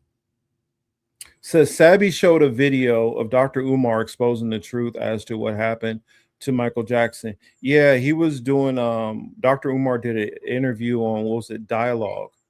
And on that show Dialogue, he laid it out, and Sabby did a really good job like covering that. And many people like I knew all this information way before I heard Dr. Umar talking about it. I mean, I many all you had to do was go to a black barbershop probably like 20 years ago, and you would have been hearing all of this info. Like we were all talking about this back in the early 2000s, like what was going on with Michael and how the whole catalog that he had, and you know the bad deal he had with Sony and everything, and you know the whole stuff with Tommy Mottola. I mean, he said it back in, what year was that when he was talking about him? Like I want to say the mid 90s. It had to be like what, like 94, 95 when he was talking about Tommy Mottola, how he was not a good man and how evil he was and all that. And Mariah Carey came out calling him a monster, you know. So it was known like how bad he was getting screwed over. Mm-hmm. I mean, at that same time period, it's kind of crazy how they parallel, because like I felt like that was kind of strange that they didn't have Prince at all in the movie, or at least mention Prince, since their rivalry over the what 78 to 81, at least that back and forth that they had through that time period, you know, was heated during the rivalry. And what it was is they were basically looking for the next, you know, Beatles versus, you know, Rolling Stones kind of thing, to pit somebody against people. That also is why they did the same thing with Tupac and Biggie. You know, the media was always trying to push this person versus that person. You know, they did the same thing with what's his name? Jerry Lee Lewis and Elvis. They did the same thing there. They did the same thing with Chuck Berry and Little Richard. They were always trying to put people against each other and make the fan bases have to split. I mean, I know a lot of people who, and I said, I guess I was lucky that I grew up in the time period after a lot of that had died down. But a lot of those people who were born in the 70s or in the 60s who grew up watching them, they really had to, it was like, you need to pick a camp. Either you're Team Prince or you're Team Michael. And luckily, I never had to do that. I didn't have to be in that. And I realized between them, there was a little bit of a rivalry going on. Prince, I felt in his immature way, was very petty and very jealous. Although I consider them both phenomenal, I kind of almost don't look at them as real contemporaries because of what they did was so different. Um, but it's kind of crazy how everything they did paralleled. Both of them grew up as Jehovah's Witnesses, for one. Both of them had bad issues, bad problems with their record labels. Um, j- um, like what was it? Michael had to deal with Sony, and Prince had to deal with Warner Brothers. That's the reason why he changed his name to the symbol, so that he can get himself out of that and only release stuff under the artist formerly known as. And it's crazy how in the end they had the same situation. Prince was just about to get to the point where he was going to start getting all of his masters and all of the royalty for all of his own stuff. And it's kind of crazy. I remember hearing this DMX interview, and DMX was talking about how Prince went to him and told him, yo, you need to make sure that you get control of your masters. Don't get fucked over, kind of like I did. And he kind of was like the OG to him. Like he kind of was like trying to sit him down and try to get him hip to game what was going on.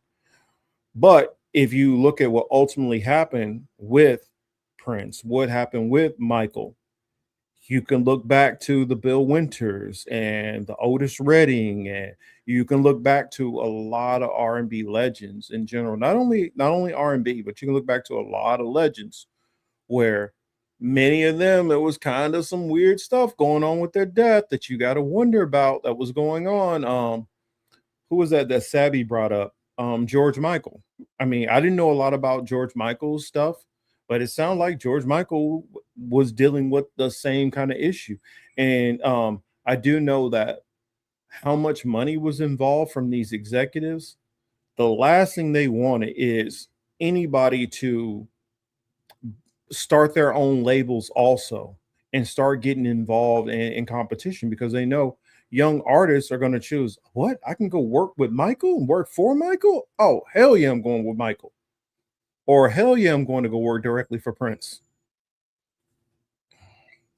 Another thing, like when people brought up the cases, out of like the 5 that came up, like 3 of them, when they were threatened with perjury, they basically were like, nope, I'm not about to lie. Not about to take it that far to lie, and they got dismissed for lying. One of them, the jury did not believe him, so like 3 of the cases got thrown out. I mean, well, like 4 of the cases basically got thrown out. Three for people who when it came down to being under the oath, they would not state that same BS that they were stating before that he did anything to them. The 4th one, the jury didn't believe them, so that's 4 cases that it just got tossed. And then there were 2 other cases that they just say, you know what, we'll just settle so we don't have to deal with this crap. Then there was the story of this one other family, the Casio family, which they literally have a case going against him right now, which they were around him all of these years, never said he did a thing, even came out even as adults claiming, he never touched us. And then all of a sudden, once the settlement that he gave them, once those payments had stopped going through, which they ended up, getting something like $16 million from him. Now, all of a sudden, right now, once the biopic is coming out, they timed their lawsuit for the biopic coming out, and now they're suing the Michael Jackson estate for $200 million. It's just mind-boggling, what they try to do to bring down these celebrities. Like I remember with the whole Bill Cosby thing, that's another one. Bill Cosby, all of a sudden, now they're coming after Bill Cosby for all this stuff he allegedly did 40, 50 years ago, right when he's fighting about a land deal and oil involved. Interesting how all of a sudden these people can be brought up out of the woodworks to claim that you did something. And you see it over and over and over with many celebrities. When it gets to money being involved and there's about to be a new deal that's going to happen, now all of a sudden there's some charges come out. Stevie Wonder versus Ray Charles, that was another one, and there were charges against Ray Charles also for S assault with multiple women. You don't think that had to do with some of the same things? Yeah, put that on the screen. Rest in power, MJ and Prince, true icons. Exactly. Well said. This is, and I guarantee you, if you look through these cases more, I was talking to Liz earlier, and I said this. I said, in fact, let me just leave it on the screen. I said this earlier. I said, every one of these artists that you have a scandal going on, look at what was going on around that time period. 1993, when all of this stuff got started with Michael Jackson. The first guy who came out was, there's literally a tape of him trying to extort Michael Jackson because he wanted $20 million to make a movie. This same kid later on emancipated himself from his parents because of all the crap that his parents, the dysfunctional environment that he was in. His father even tried to attack his own son by hitting him with a weight. He talked about that his father drugged him up and forced him to try to make these claims against Michael Jackson. So when you're sitting on the type of money you're sitting on, there's always going to be people who are trying to come after you. And here's another thing. As you guys all know now, Michael Jackson, it came out with a song in 1992 having to do with Palestine. It was like "Don't Cry, Palestine" or something like that. That song they would not let come out. Lawsuit comes out in 93. Interesting. And then I'm trying to remember what year was it? Because you could tell he was fighting and having these problems. I put in, before the show, I put in a couple of pre-show playlists. I'm curious, what time did this song come out? What year? I'm looking it up. Let's see here. About Us, Michael Jackson.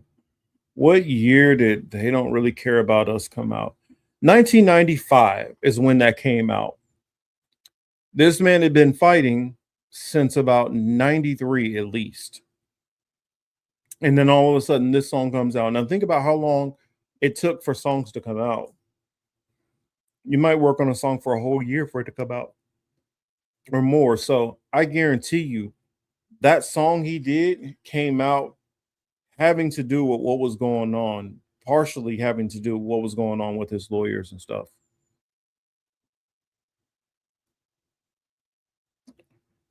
Yeah, Marvin Gaye, though. Marvin Gaye was killed by what was it? His father. Yeah, he was Marvin Gaye was trying to break up a fight between his parents because his father was abusing his mom. And that's how Marvin got took from us.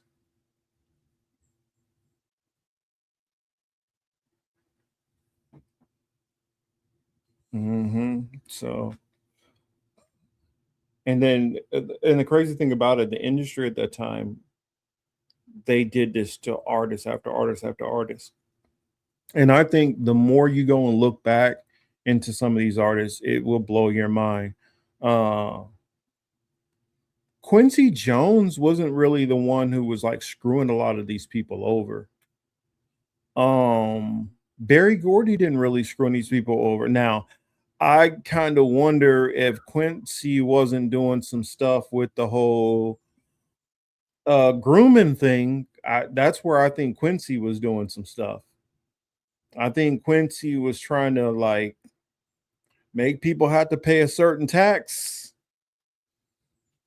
or basically make men pay a certain type of tax, if you know what I mean. There wasn't really too many stories about Barry Gordy. But Quincy Jones, there were plenty of stories about him trying people, and then eventually him opening Diddy up to some of the stuff he was in. Even the Diddy thing. Now, don't get me wrong. What he was doing to Cassie was messed up. It was horrific. I mean, what he did to all the different women that he dated was just horrific. And he should have went down for that. But I think they allowed that to go for a while. And then the moment that Diddy had his lawsuit with Diogeo, that's when Diddy all of a sudden has problems. Once he said had a lawsuit with them and start talking about not being treated properly, you'll notice all of these artists, what they have in common is once they start to challenge power, then they start having all these problems. They could have been out there doing whatever for years. I guarantee you, if Diddy didn't sue the liquor company, no, Diddy wouldn't be in jail right now. Diddy would have another Cassie right now doing the same shit he's always been doing. He'd be out there shorting people and not paying them, just like he was doing to the Locks back in the day, and what he's done to all his artists. Screw them over. Black Rob, we can go down the list. Total, 112, all these groups that he screwed over.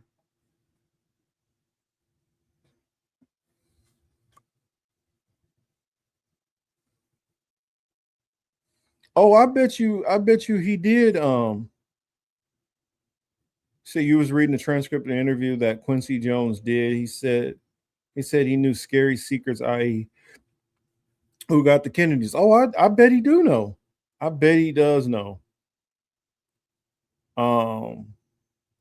Yeah, that's the tax that Quincy was wanting. He wanted to tax that ass. That's what I heard. I could be wrong. That's what I heard allegedly.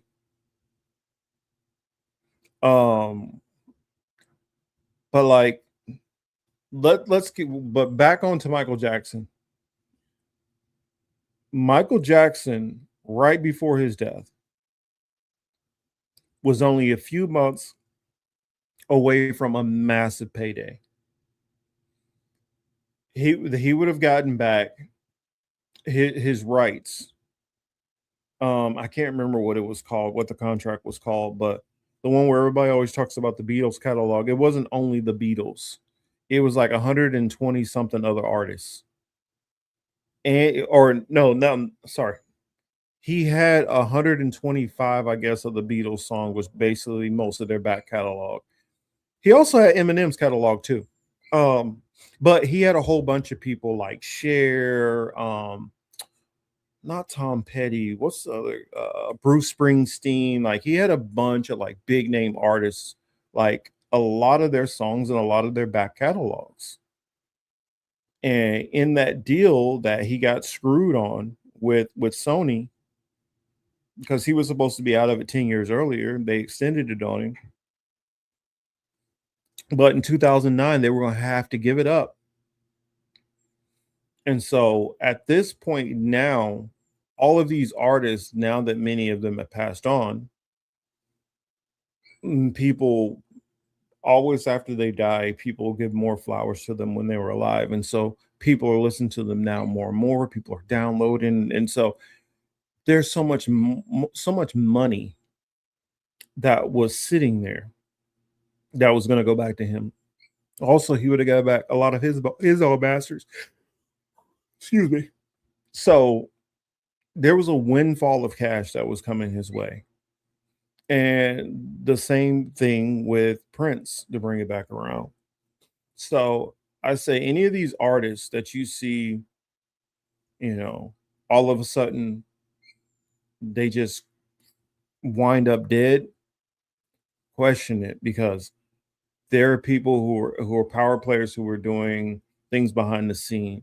And the same people, just keep in mind, the same person who was threatening Kanye crazy stuff,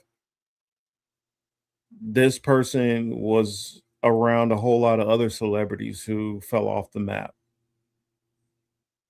i.e., a couple of them, Heath Ledger, why can I consider her name? Brittany Murphy.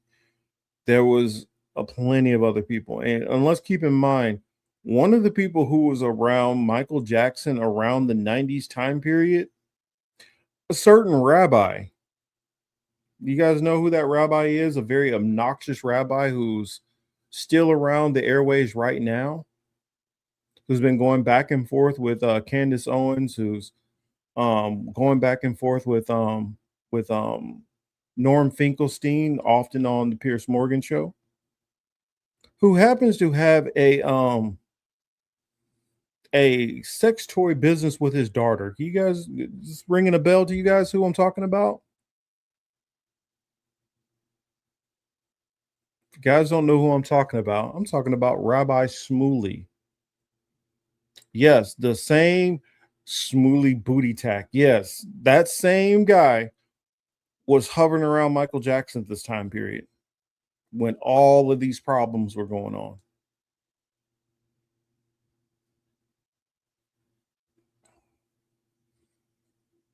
There's even a line in one of his songs where he was talking about sue me, something me, referencing a certain group of people. And I don't think he was talking about those people as a whole, but he was talking about a lot of the power players in Hollywood. And there's an article that came out some years ago saying a certain group of people run Hollywood. And when they say run Hollywood, they're not just talking about movies, they're talking about entertainment as a whole. Oh, goodness. So I just say make sure that when you hear these things about these celebrities, don't automatically just jump on the bandwagon, pulling out the pitchforks for them. I mean, in the case of R. Kelly and Diddy, yes, they're definitely done a lot of flawed things, and they are guilty. But also, why at this point have they decided to now come after him? Hell, what R. Kelly? We've known about R. Kelly stuff that he's been doing for what, like 30 years? Literally, like 30 years, we've known about R. Kelly being a predator. You're telling me nobody else in the music industry knew what was going on? It was just convenient to do it now. But I guess I'm almost at 3 hours and I do got to work in the morning. So I will leave it there. I know it's late for those who are on the East Coast. Excuse me. But yeah, I guess Till probably wasn't able to get back on. Oh, yeah, you're right about that. You're right about that, Abby. But yeah, I'll leave it here. Much appreciation to everybody who was able to hop in. See Abby there, Kate, Chris H, J, Dingo, Chamonique, who else? Thomas, Michael, who else was here? Blanking on everybody. My cousin, Ladarius. Who else? Who else? Who else? Who else? I mean, hey, everybody who was here, I'm sorry if I missed your name. Everybody who's listening. Was I believe I can fly for it was Michael Jordan. It was for the Space Jam soundtrack. But yep. That said, much love to everybody out there. Much appreciation to all y'all. Make sure y'all go out and support the movie. Go see the movie Michael. I want to know how y'all. What are y'all thoughts on it? What did y'all think of the movie? That said, hopefully y'all have a great and wonderful week. Blessings and peace to all of your families. Much love to all of you, and have a good night and a good week. We out. There is discrimination in this world, and slavery and slaughter and starvation. Governments repress their people. Millions are trapped in poverty, while the nation grows rich, and wealth is lavished on armaments everywhere. These are differing evils, but they are the common works of man. They reflect the imperfection of human justice, the inadequacy of human compassion, our lack of sensibility towards the suffering of our fellows. But we can perhaps remember, even if only for a time, those who live with us are our brothers, that they share with us the same short moment of life, that they seek as we do, nothing but the chance to live out their lives in purpose and happiness, winning what satisfaction and fulfillment they can.